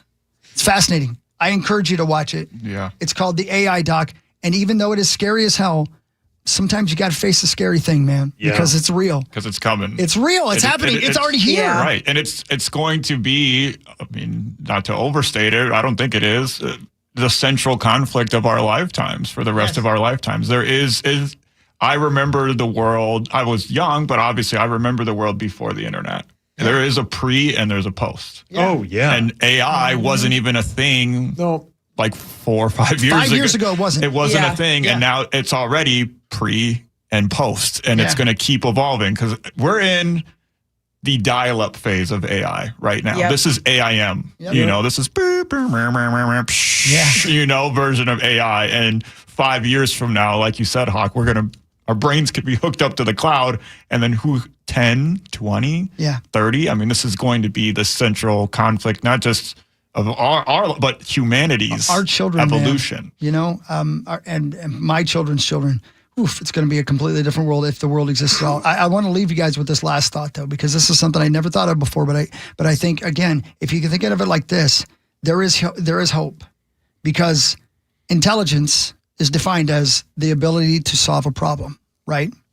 Wisdom is the ability to decide which problem to solve. Right. And right now, it's got intelligence, but it doesn't have wisdom. Right. It's getting there. It's not too late to stop it from getting all the way there. There are many people out there who believe that superintelligence is a great thing because it's the logical next step in our existence. But does that next step obliterate humanity? Exactly. We'll find out, right? Yeah. It's greasy as hell. Yeah, man. Yeah. Thanks, Julia. Look what you did. Look what you did. Way to go. And thanks for inventing artificial intelligence. All right. Yeah, way to go. From Arkansas. It's called the AI Doc, How I Became an Apocalyptimist, which is a funny word, but it's worth watching. It's worth your time, and you might as well know what's going on. Oh. Yep. Greasy. Yeah. So go out and get them, ladies and gentlemen. Yeah. Go and get yourself a generator and some water, too. Yeah. Julia, that was fun. Thanks. That was so fun. I had a blast. Thanks for having me. I really appreciate it. Thank you for coming in. We appreciate it. You've been here since the very beginning of the show. Thank you. I know. When can we see you on television next? Wednesday. And what are you going to be talking about? Wednesday, 4, 6, and 10. There you go.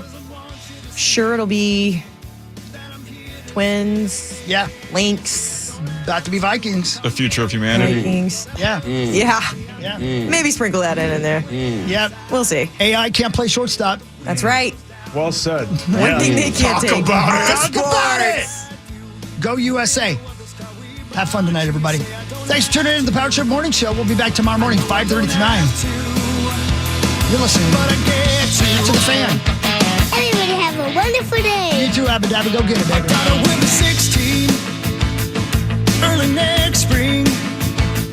She got a great big old life.